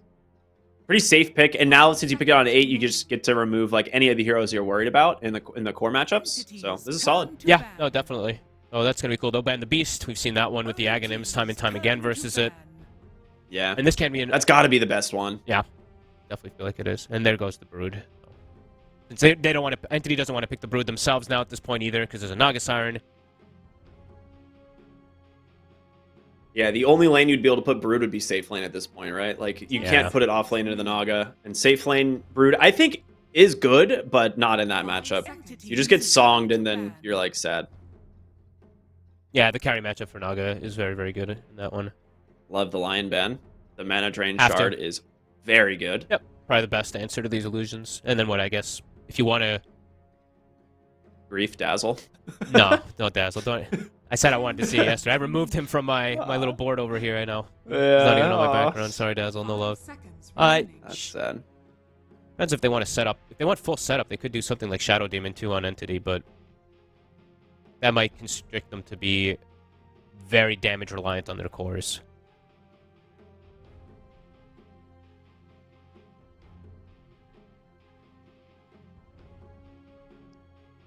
Yeah, I'm a little bit curious what they want to do, because there's not a lot of carries that like really beat Naga Siren. I feel like Bloodseeker isn't bad, just because like eventually you get Blood Mist, and Rupture is pretty good if you can find the real one.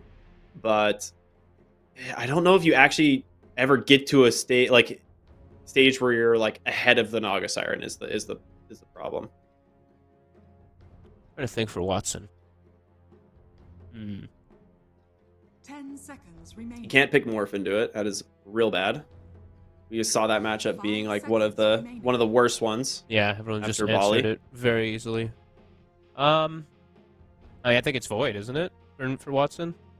Yeah, Because they have the it is Invoker. probably the safest. I don't know if they'll pick it like right out of the pick or anything like that, but I think eventually they might look for that Void for Watson.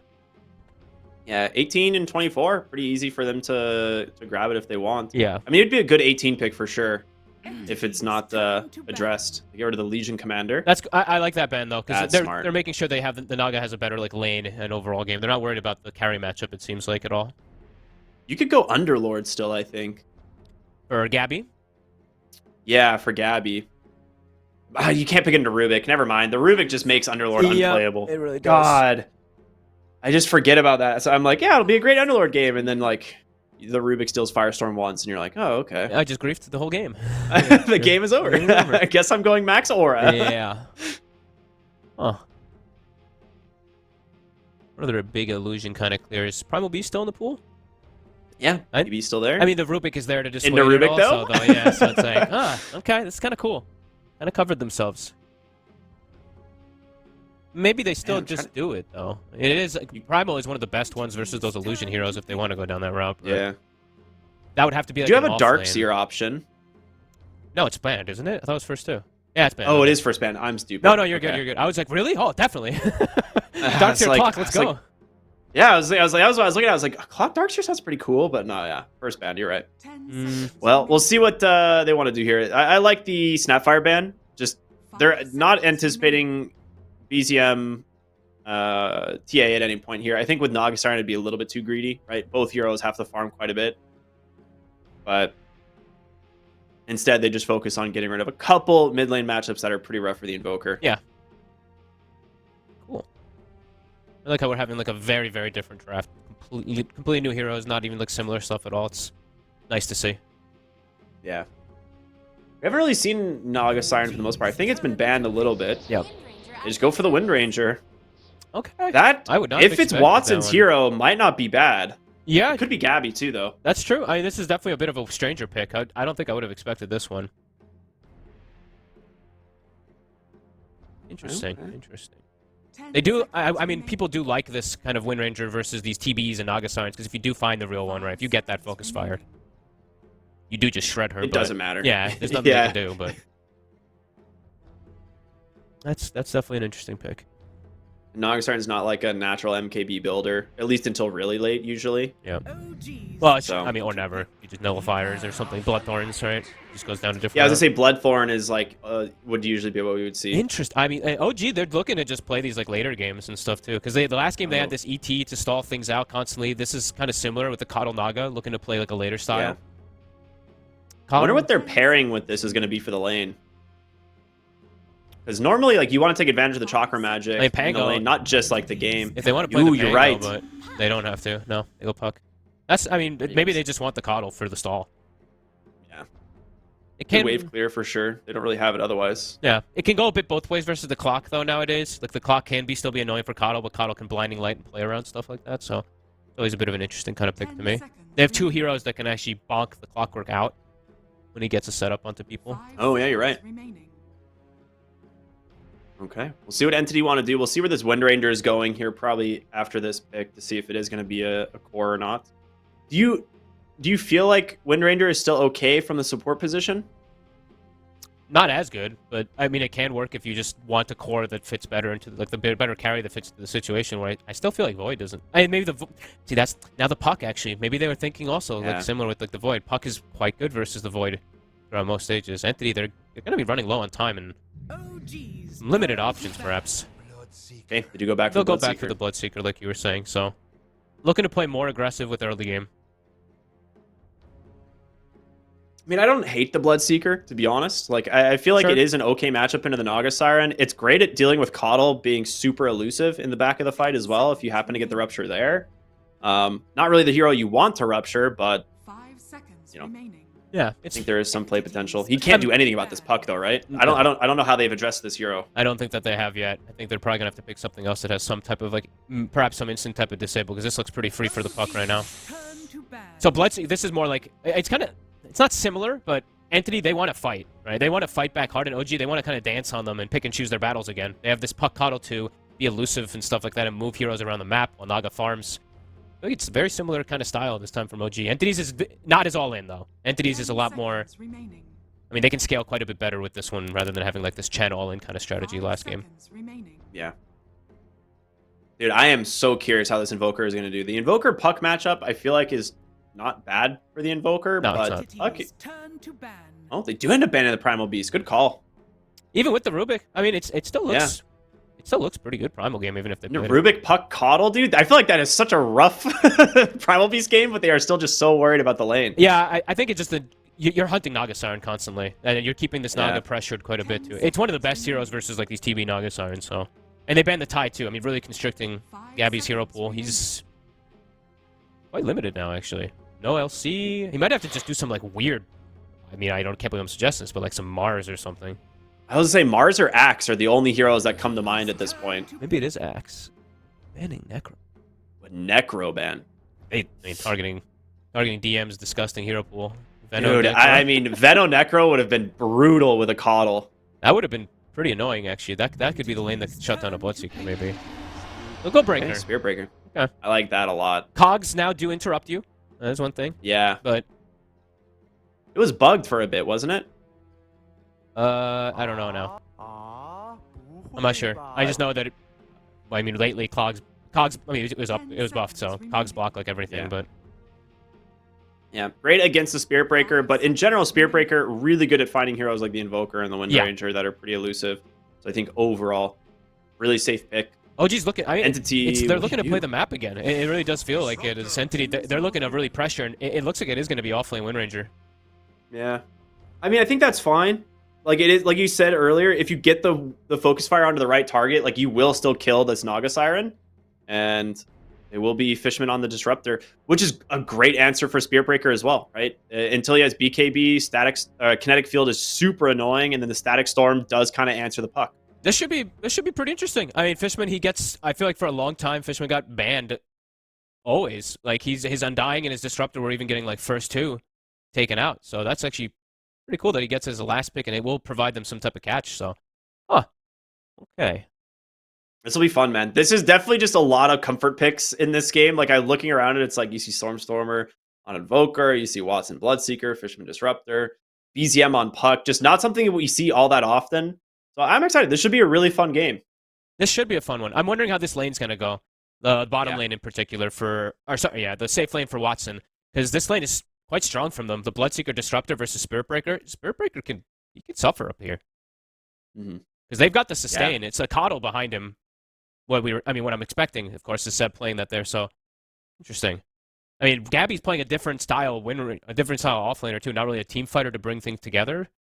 Yeah. This is interesting. Oh man, I mean, game one was an absolute blast. So I'm hoping we get something similar here. And based on the draft, I feel like it's not going to disappoint. This the lanes might not be as much of a slugfest as it was early. You know, the 6v6 or the 3v3 6-hero tri lanes, but I think overall should still be pretty exciting as we're getting ready to jump into game number 2 here of OG versus Entity. Is there any draft that you like see as like I don't really see like a clear win on either of these drafts. I feel like it's pretty even. I feel like it's pretty even. You know, I'm a hater right now for Invoker is the one thing, but yeah, and it looks like a pretty good puck game overall. I think BZM's got some good freedom. Like, there's not really these like instant catches. It's really just Disruptor and like a hook shot cog back into Disruptor is their best way of controlling him. So overall, I mean, especially with how OG played last game of making space, I guess I would favor theirs just because the Naga game looks a little bit nicer, and I don't have the most faith in Invoker even though it's Stormstormer. Yeah. So I mean, you were talking about it specifically for like a lot of people are probably like, I forgot Invoker existed in Dota, and that's a reasonable thing to say. But yeah, the Midas into Octarine, he's already just queued up, you know, the null tally into Midas. We'll see if he ends up going for the Octarine afterward. With the changes to Octarine, is it just because like what makes Octarine so good on this hero? Is it just because he needs the spell casting or what? You just need more spells, yeah. I feel like lately is the most that I've ever run out of spells on Invoker. Whenever like I watch and whenever I play it, it's like just even the little things of having like invoke cooldown dropping down even smaller, like all these things of being able to shoot your frequency in the fights. It's just seems like the best answer because Aghanims is just such a one-trick pony at this point in Dota. It's too long of cooldown to get this Cataclysm playing around that kind of style nowadays. Yeah, and the one additional level to your spells like just doesn't feel strong enough. No, it doesn't. And really a lot of instances, like you're like, okay, cool. Like I guess Sunstrike it does a little bit more damage, or I guess you know EMP burns a little bit more mana. But yeah, it just doesn't feel like it's the most impactful Aghanim Scepter anymore. Which kind of stinks. This Cataclysm is fun to watch, but yeah, I think always great late game. This is true. I think for Invoker, I guess like the one thing about it is if you're able, maybe it is like similar as it kind of has been for a long time, but even more so. I think you have to secure a couple early Sunstray kills. So they do have potential to doing that. Yeah, I was actually just thinking the same thing. I was like, all right, what Sunstrike potential do we have? And I guess Wind Ranger, you usually pick up a level of Shackle Shot at like 3. Right, I think you pretty much open 1/1/1 on this hero in a lot of games. Yeah, I think it's mostly Katomi setup, I would say. That plus like a kinetic field setup with a glimpse, but yeah. I like it. We'll see what ends up happening. Top lane with with Bloodseeker, Disruptor. How do you feel like this is going to actually play into the Spirit Breaker Coddle? Because this is just like a pretty bizarre lane, in my opinion. I like the Bloodseeker Disruptor quite a bit. Yeah, Bloodseeker's just got, you've got like 6 or 7 armor to trade with the Spirit Breaker, who's got low BAT plus lower armor than you. And you've got this Disruptor that just provides you a little bit better than I would say a Coddle, but we'll have to see how it ends up going down the first few levels. Bloodseeker just seems if you manage so to get strong. like easy setups into Bloodright, almost always, right? You have Kinetic Field and Glimpse, so. See what goes down. Let's see how much the Clockwork is able to do too, because I've been raving about this hero, I know to you quite a lot, but in general, let's take a look at this win rate also for this hero. As far as I looked yesterday, it was like 70% across like 65% across 20 games, so still very high. Yeah, it's a lot of picks. Yeah, I mean, that is a lot of picks. Your Roggy bottom lane, just gonna get a little bit of harassment there. I thought he was gonna try and just like lock the wave on Clockwork or something, and it's like classic play, but this is way better. Just running down Taiga to the tier 2. Doesn't bother popping the blood grenade. Wouldn't have been a kill, but classic Clockwork things versus the weaker heroes. Like, nobody can really trade versus him except for, I mean, even just Undying has some struggles versus him. I really got to try play this Clockwork here. I think I've played him literally 3 times in 15 years. Got some cool tech. He's got some really cool little buffs too that I think people just don't even realize, like Magic Barrier applying to allies that are inside cogs. I feel like half people don't even know that. I love that buff actually. Yeah. Katomi taking it to Taiga, but a nice play from Miragi. I mentioned it a lot, but playing versus Clockwork, you want to trade with him with your core or whoever's in the lane with you as he supports. So core players, gear up. Don't just leave your support to trade with these Undyings and Clockworks. It doesn't work.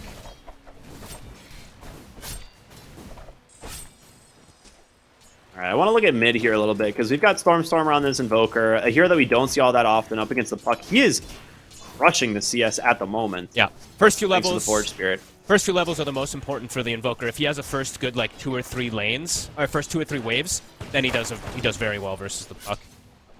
Should have a little bit of an advantage also because you're constantly checking the runes. Yep, there it is. Beautifully done, dude. That is such a good rundown here from Watson. It wasn't even really Fishman at all. Like, he wasn't in range for Glyphs. That was just Watson getting the thirst and having plenty of movement speed to play off of. So yeah, and great stuff. He's got all these creeps coming into him too. So you see, it's like 6 last hits on him right now, but he's got what 6 potential ones to get. So it's not like he's behind on last hits right now either. Yeah, that's the lane I was looking at. That I feel like it's the very big likelihood of having some type of kills happen. Just either one of these two could just get brought down, it feels like, on OG. Fishman likely to die maybe in one of these situations, but I feel like Watson should just be fine farming up here. Yeah, I think once you have Kinetic Field here on Disruptor, this lane gets really hard. But they are going to make the play. Kinetic Field defensively this time, so DM can't get to him. Mm-hmm. And Watson's just content. He's just farming under the tower. I mean, they got a stacked pull off. That's a big deal. Yeah. Fishman's able to deny quite a bit there, even though Seb tries to take some away. And yeah, again, Stormstormer is really crushing this matchup. Dude, DM actually is CSing super well. I'm very impressed with that. I guess him and Seb have just done Seb tanked a bubble bit, but Yeah. has he done? Managed to distract the Bloodseeker and Disruptor a little bit. Long enough there. Oops, not Radiant's connected. turret A little bit of a miss there, but bottom lane, they do manage to finally punish Katomi, and you were right. The illusions. Trade with your support, right? Yep, that's really nicely done. This is a cool answer to the clock in a way, right? Because I feel like... I'll have to hesitate on that in a second. Gabby getting gone on bottom. They don't have telekinesis for 2. I think he'll be just fine. Yeah, he's okay. Yeah, it's like I used to see when Nature's Prophet carry was being picked quite a bit, that's what they would do also versus the clocks. Anyone who has a summon or an illusion, just to be able to trade effectively.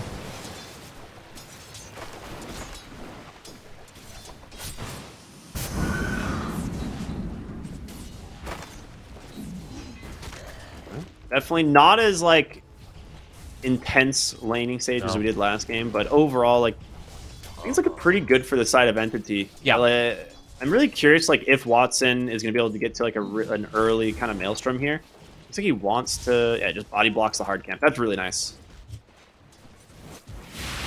So, no more pulls coming out from OG. Did Radiant's he just middle double water rune, or tower is no? He only No, got I only got that one. But Stormstormer doesn't have his forage for it to the bottom one, so BZM might be able to get that one too. He's struggling. Definitely struggling on this puck. And surprised actually the Naga Siren overall, Yuragi. I guess it's him having to use the illusions to contest the clockwork and stuff like that. He's limited on denies. He actually has 0 denies somehow on the Naga. So Gabby, 18-6.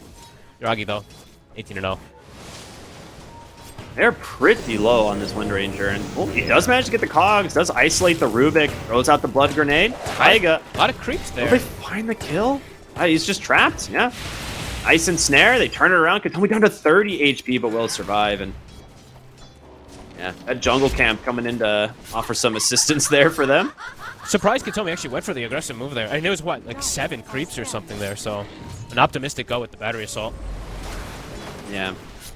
You got him isolated for a moment, but there's just no follow-up after that. Where's the first move gonna happen? Maybe around the power runes, it's looking like, at least onto the mid. Ooh. Museum's close to 6, bottom. Ooh. All right, Katomi finally found Taiga. Oh! This time alone. He's going to dive for this one to Yuragi, but a good play. The power shot just barely giving him a little bit, extra bit of damage there. Yuragi happy? Happier than last game's laning phase. Oh, absolutely. At this point, he's what, like level 3? Like, yeah. Hoping to get a Midas in the next 10 minutes. He already had 2 deaths, if I'm not mistaken, in the last game. Slark, so yeah, way better. But looking at the lanes still, Entity definitely crushing them a little bit more. The Bloodseeker absolutely free farm. He's actually 800 difference now versus DM. And that Invoker matchup, I mean, Stormstormer, they're gonna have to gank him, it feels like, with a rotation. They have Foil, and Stormstormer is stuck on the low ground here into the Sunstrike. Taiga will actually be able to survive, I think, here for the moment. Yeah, they do. Dude, that is a really good rotation. Radiant's middle Very tower nice gank. is under attack. Perfect move from Taiga. Like, Yaragi's not doesn't really need that much help down bottom, so he can actually lead for 6-minute rune easy. Tomi did come top, but they saw him under a ward. Yeah. Does get Scan doesn't actually connect, so that might be best case scenario here for Entity. I look at him. He's... Oh, dude, I'm toggling vision. Seb. Gotcha. Oh, no. The trap up two, the blood right coming through. Nice little bash there into the charge and the blinding light. He just gets sent way underneath the tower. Seb, though, will die to Watson as they will leave DM to go. He's just TP's, no funny business. Power runes, or wisdom runes, Taiga's already set up for it. Yaragi is well contesting, so they might just be able to get both. Yeah, they're looking like they're trying to get both. And they should. Oh, this is really smart. They even, like, Yaragi is just here as well. They did not want to mess around. Really cool little plays from Yaragi this game, honestly. He's got the Midas queued up again. Tomi's gonna die for this. Yes, he will. Oh, wait a minute. Oh, okay, DM. Gets him with the last auto. Alright, I mean, that Wisdom Rune swing is honestly... I think, like, a little bit overtuned. I think it needs to be nerfed a little bit, or they need to be reworked, but, like, getting double Wisdom Runes at level, or minute 7, just feels so good for your team if you can do it. And so bad for the enemy team, because now you look at this clockwork, this Disruptors, heroes that can be very starved in levels early. Level 3, level 4 now on Fishman, level 5 on Rubik, level 5 on the Spirit Breaker, level 5 on the Coddle, and they're getting the stacks going, so really good movements from OG. 8-minute power rune coming through. They will go ahead and turn their attention on over to this Puck. The rune does spawn top. Forced to drop the cogs here, obviously. As Puck will drop the coil, dodge the Sunstrike. Nicely done from him. It's a clockwork. Trying to get away. Oh, the blinding light to find the kill. BZM does have a phase shift in 1 second. He's going to be able to just... Yeah, looks like he's at... Oh, the glimpse almost finds the kill. Well played by Fishman, but... That was cool. Very close. Now Fishman will end up dying. I mean, honestly, this is kind of the level disadvantage. Yeah. I mean, they have these supports that are super strong. The other two supports not. He's out the Sunstrike! No way! Dude, that's good stuff. Was he still thirsted? I guess he was. Yeah, he was still thirsted, just barely. Lul. Gets caught. That's big for Stormstormer. Kind of swings things back for him. He's level 8, level 4 spirits now online. Tough to lane versus him. And Gabby has been left alone. So he is getting the scaling. He's already getting closer and closer to Maelstrom. Some really good movements coming out from OG with bringing the numbers, but the laning aspect of the way that Entity had, it's causing them to have really farm top 3 cores right now. But the two supports, clearly seeing the effect of getting these wisdom runes and getting these levels, they are quite a bit ahead of their counterparts. Oh, geez. Yeah, you have level 6 Rubik versus what is still a level 3 Clockwork. He's almost level 4. Level 6? DM's level 5.5. Oh, man. Taiga is 6 now. Yeah. That is nuts. That's very early. Some nice spells he can steal this game, too. A lot of them. Invoker spells are always great. Rupture is very devastating if he ever gets it. Very early that he gets this. You're always likely to get Power Shot from the Wind Ranger as well, right? Yeah. Like, it's pretty easy to take. If you ever get Shackle, it's amazing as well, too. Like, you're going to get good spells this game in most situations. What's the worst that could happen? What's the worst? Looks like we're having another mic issue, perhaps, for Watson.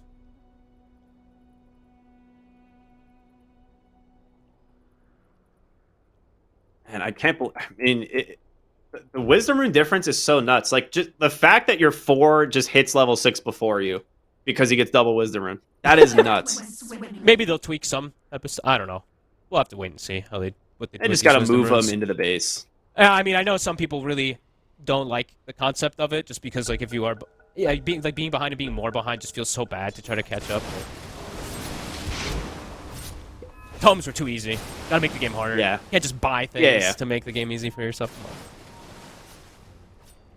I agree. I didn't think tomes were like an interesting mechanic either. No, I don't like fighting my cores for a tome either. Yeah. They just buy it from me. Dude, true, right? Oh, he's gonna bash him to the low ground. That's pretty funny. DM though, in some trouble as they do have the Rupture. No bulldoze available, so DM is stuck here. The Sunstrike assist from the mid lane will be enough. As DM will tick on down. The creep got the last hit. The creep kills him. No. That's pretty funny. That's fun. Dire's top tower is under attack. 3 cores very early far Midas for Entity, but yeah, early Midas, Yuragi. He's looking to be that one true carry. They're looking to take it to late game. And Taiga did steal the power shot, so he can now farm. And Gabby, Bottom lane, nicely done. They do manage to take down Lesh. Good wand usage there. He's okay for the moment, but the charge in from DM, a couple more auto attacks from BZM will be enough, and that will grant level 6 Nether Strike on the Fishman as they will chase down the Disruptor here underneath the tower. He's going to pop his own stick, try and survive, but the damage will eventually be too much. Katomi here, he's got a haste rune, and Stormer making his presence known, trying to just bring down this Spirit Breaker. A charge in one, the Cold Snap is there, plus the Battery Assault. I don't think he can survive this one. Another Sunstrike from Stormer. As this Invoker, he's being it's active. online. He's doing great. We were saying this might be a little bit slower because we have like these. It kicked up fast, 8 to 7, 10 minutes in, 15 kills. There's action all over the place. I love how many rotations Stormer is actually making around. Arcane Boots now done, going for this Octarine, trying to reestablish things for his supports, get Katomi these levels that he needs. Yeah.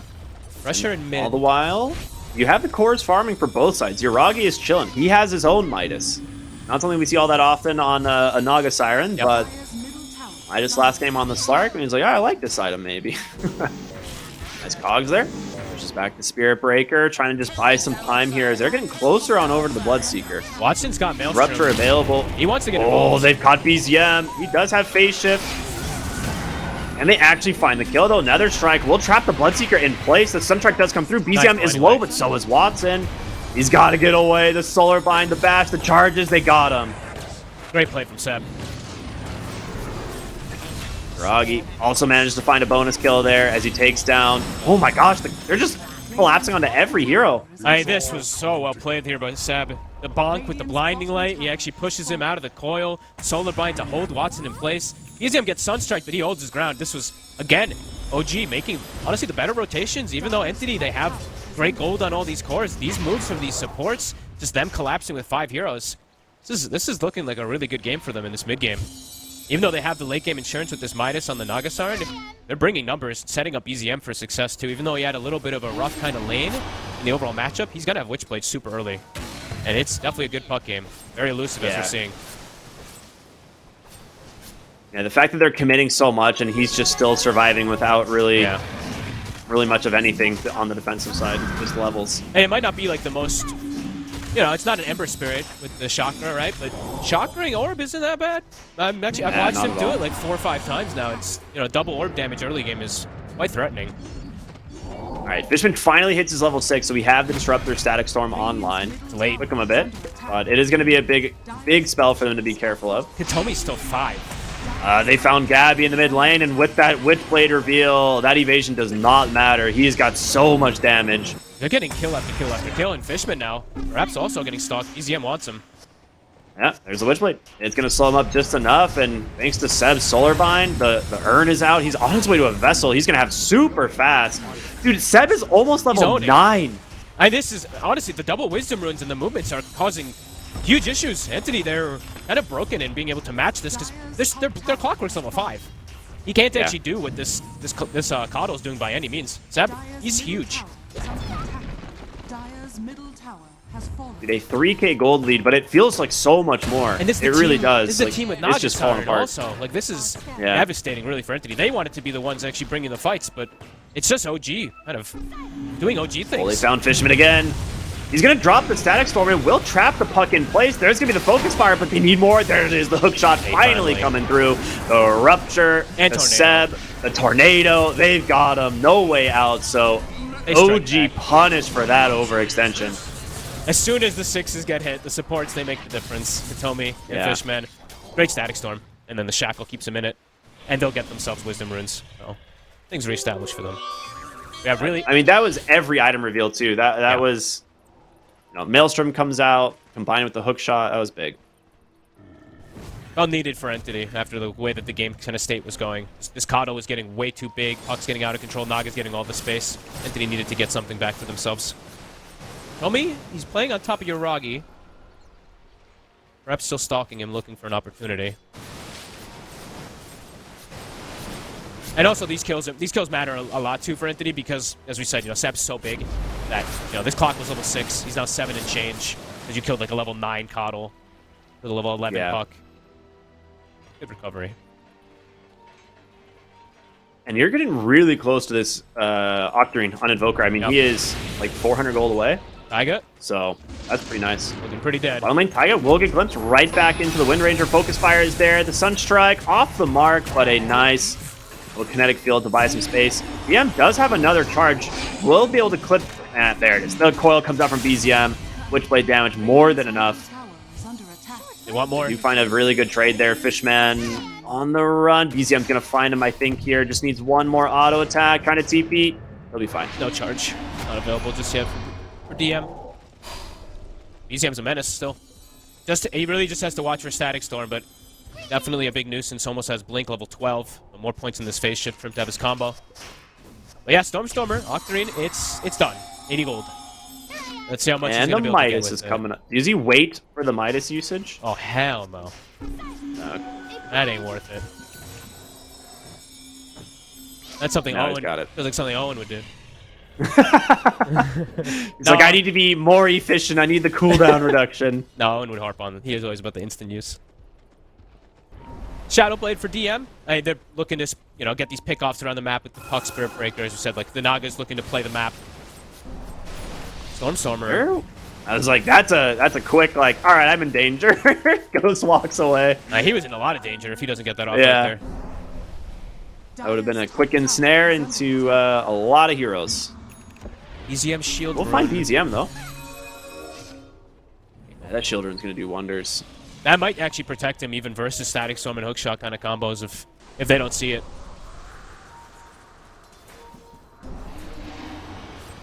Charge into the mid lane. Looking for Gabby here. He's going to cancel. He's like, okay, maybe not. There's friends. The whole team of Entity at the ready. Is under attack. Dude, Watson is 200 gold off of a BKB. All right, so that might be the call to force stuff because I'm just looking at this. I'm looking at Yuragi having the freest time ever. He's 3K ahead now Yeah. at this point. 230 last hits. Like, he is getting all the space in the world from his team. That heart is going to do wonders this game as well. Definitely going to cause issues.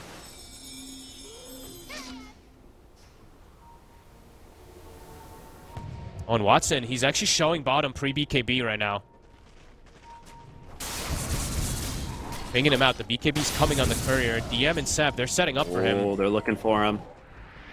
And his teams, they're nowhere to be found. The it's BKB coming. is so close. It is on the courier. Will he get it delivered? He does. Pops the BKB with the bash into the Nether Strike. He's still He's gonna dead. die. Shackle comes out looking for the Rubik. Great Static Storm will trap them, but the Focus Fire from Gabby isn't enough to even finish off Taiga. It is, but he's gonna lose his own life. And now the chase continues. 4 fishmen, 4 friends. DM with a charge, looking for anything. They're on top. Right by the hook shot of the Clockwork, and that will do some work. I mean, does he have the damage to finish him off? It does come through. They get the glimpse as well. DM. Okay, beautiful TP in from Fishman. Told Roll me. out from BZM. Wants to be able to punish the Clockwork. Should be able to. BZM's puck, man. He is going to be such a problem. All right, they're owning. Honestly, every rotation from Moji is hitting. BZM is getting freedom from this, and they punish Watson literally at the best possible time. They literally kill him as he's getting BKB. He pops it. It's just like, it's an offlaner. It's the 3 and the 4 pretty much doing all the work there. Again and again, Seb seems to be finding him. And Yuragi's probably laughing all the way to the bank. The heart, it is pretty much done. The damage on Entity is Oh my goodness. definitely disappearing now. He's going straight for the nullifier. He's just like, I'm going to answer Gabby. Like, we're just going to not let this Wind Ranger be a thing. Yeah, I mean, it's one of the best kind of choices you can go for. Even versus Bloodseeker, if I'm not mistaken. I think we were talking about that yesterday. Yeah, Dispelling Ags. Blood Rage, the Ags potential, etc. There's so many benefits that this nullifier is going to give. If he wants to go down that route. 5k lead now. Team with the Naga Siren, who's getting all the space. Entity, shaken up. Yeah, you have such an early vessel on this Coddle as well. You have the BKB now out on the Bloodseeker, but all these other heroes don't have really an answer for this No. anytime soon. I mean, Solar Bind plus Spirit Vessel alone does absurd amounts of damage.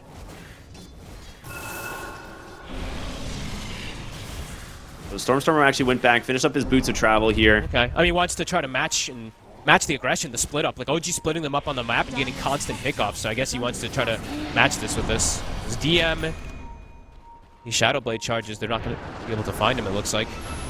Tornado comes through on the backside. They do find Seb. Sunstrike off the mark. Yuragi with the Yuragi's song, here. though. Uh-oh. You're going to need more heroes than this.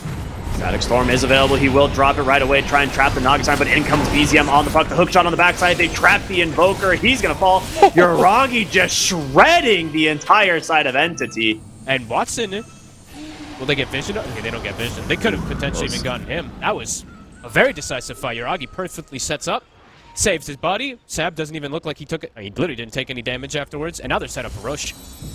Entity is... They're really crumbling. I mean, Very different game number 2. Yeah, it doesn't look like they can actually make any aggressive moves. Every time it's been responded. They had one good move when the clock and the disruptor hit 6 to catch OG's over-aggression, but 9k lead with the Naga. Everyone's so big. Sab nearly the same net worth as the Spirit Breaker, soon to have an Aghanims. I mean, Yuragi is just running away with this game. Like, there's not an answer to this hero. He's got the heart. He's like over halfway through his nullifier. Not touched. Yeah. He's not touched. It's going to be a massive issue. And they've caused Watson a lot of problems, who is the answer, in a way, to the Naga Siren. He's been slowed down a lot. He's going for the Mjolnir as opposed to the Aghanim Scepter, which I think is probably a better choice considering, you know, the nullifier option. But that dispels it too. But oh, yeah. Yeah, it's still just dispel static charge, so Yeah. it's rough.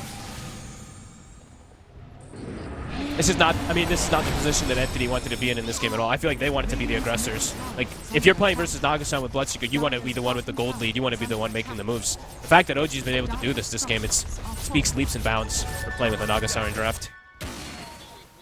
Does it still just come back to those 7-minute wisdom runes? No, I don't think. It's not just that. I mean, that definitely matters a lot, but I think the support movement so far, plus BZM, has been just so much superior to the side of Entity. Like, Stormstorm has made some good moves, but you can't match a puck as an Invoker. Yeah, not at all. Dire are scanning. And Stormstormer's Invoker, I mean, it's been impressive, right? For a hero that, you know, we very rarely see, he's made it look pretty decent. Like, he's found some good net worth, but it's playing so far on your back foot at this point. Yeah. It's like you're putting the game on hard mode almost. And when you're playing also with, like, you know, Disruptor, this is a hero that loves to play ahead as well, too. Because you're looking for these constant glimpse kills. Once you start getting behind, you're always getting ran at. Glimpse has no function. Bottom lane, they look for Taiga. They will find him on the hook shot, and with the help there from Fishman, should be able to find the kill.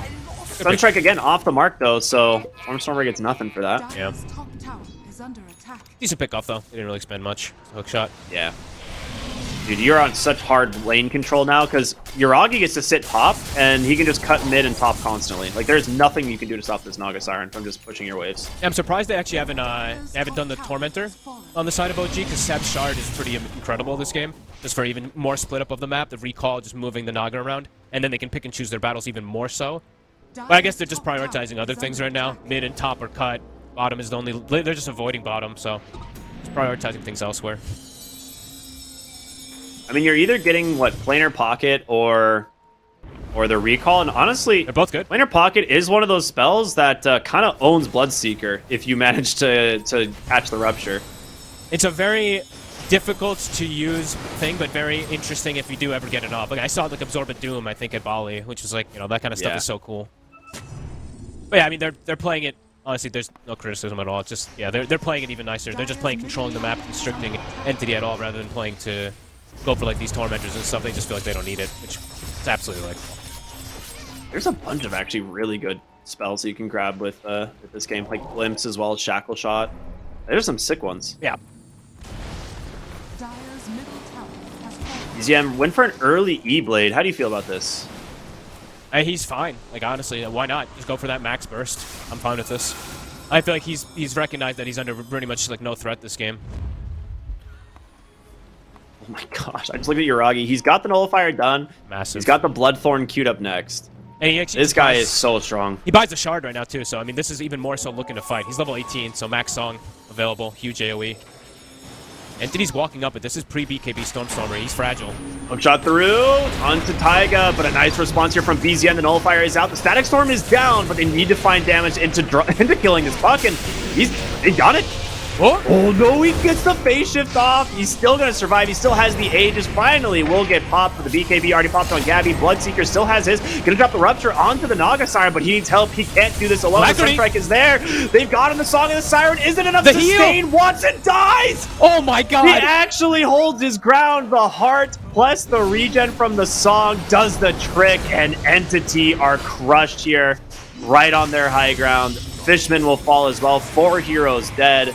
He was for an Aegis and a Rubik. He was alacrity and buffed up everything. He was going to kill Yuragi, but Yuragi's shard, like, it actually made the difference to get that extra bit of healing to keep him sustained. I mean, I don't think it would have changed the fight if Yuragi died anyway, but just the little things, always things I love to point out is it's a devastating fight. I mean, Entity, that was all in.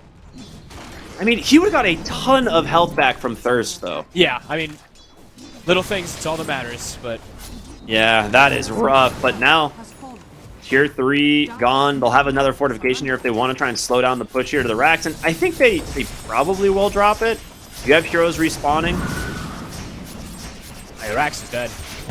Rax is gone. They're not going to pop the fort. Okay. Nope. Song is back up in 20 seconds, too. You can't make an aggressive move. Wow, that is huge. OG now up 20,000 gold. And this is not a game where Entity has some, like, BKB Enigma Black Hole offlaner or something like that. They have a Wind Ranger, a very independent hero for himself, so the comeback potential for Entity, it is very, very small.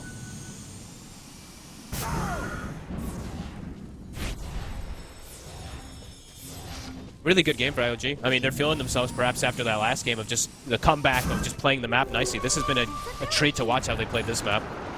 Yeah. And the thing is like, it's not even just the Naga Siren that's farmed. Like outside of Rubik, everyone's doing really well. Yeah, I mean, Seb has a Hex. Yeah. Wait, what? Okay, just Brown Boots, Solar Crest, Hex. Wind Ranger stuck, but a nice Static Storm.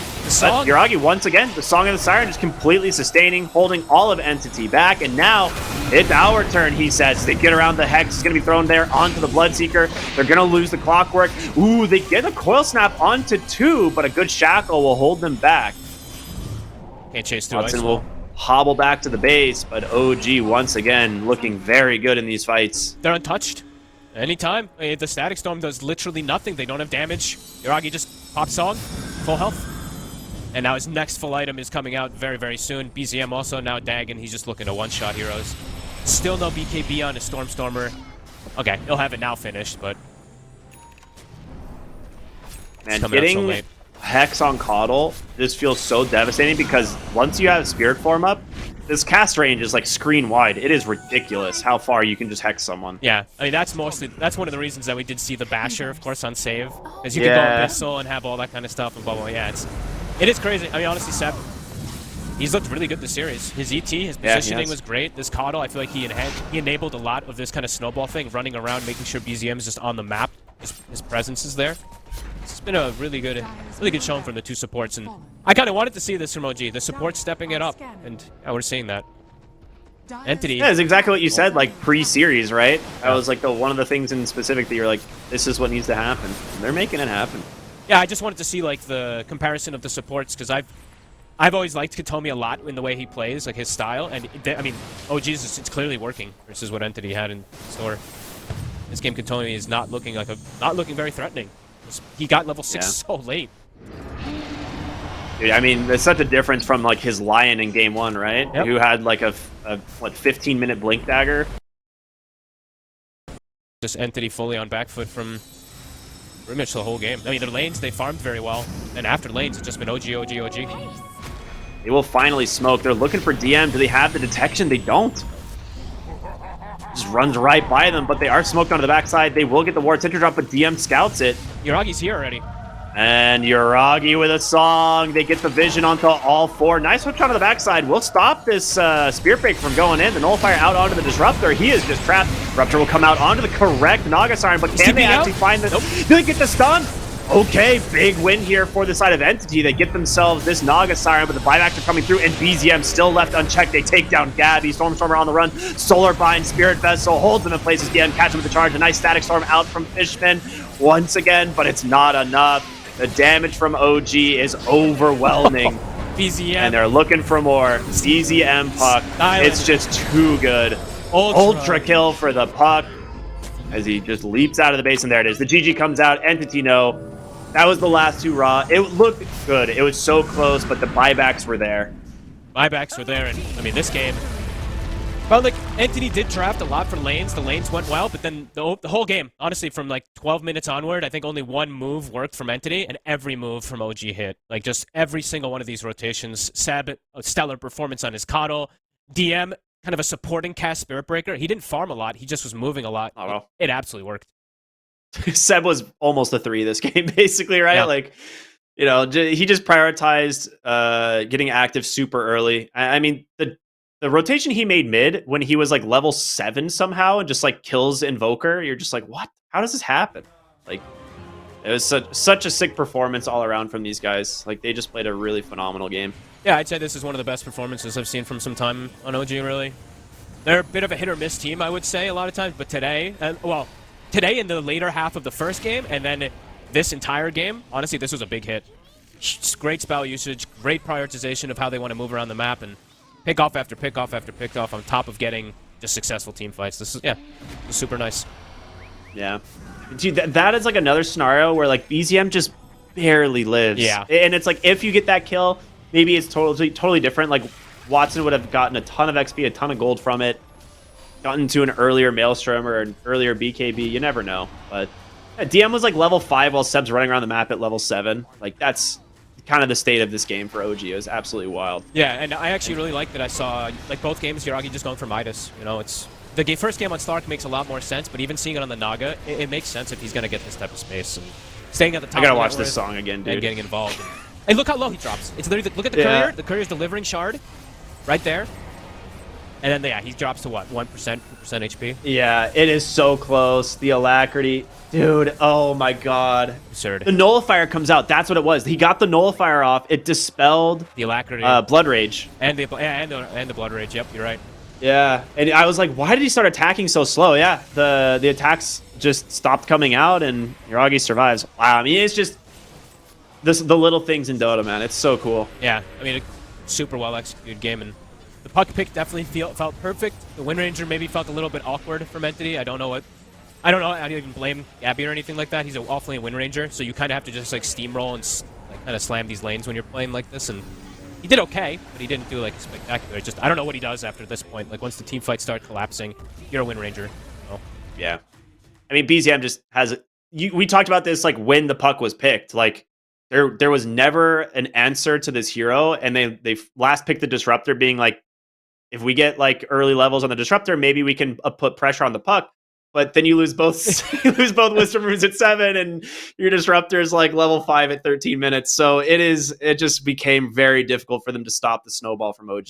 Yeah, and they did. You know, it's putting out a statement. Like they like their Invoker. I still think that the hero is very difficult to make work. You know, I know Stormstorm is so comfortable on it, but I just feel like you're putting the game on hard mode at the moment still when you're playing this hero. So maybe some adjustments for them in the future. First showing with Gabby and everything like that, I think they had a good start to everything, but now dropping OG, they're probably feeling pretty bad for themselves. Yeah, that's a rough one. Congratulations to OG, though. Give Big credit where congrats. credit is due. They looked amazing today, and they deserve it. They will move on to the group stage as they qualify through the play-ins. And unfortunately for Entity, they will be eliminated.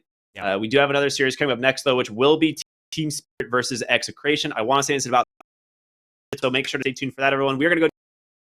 We'll be back with our final series of the night here on the Riyadh Masters. We'll see you then.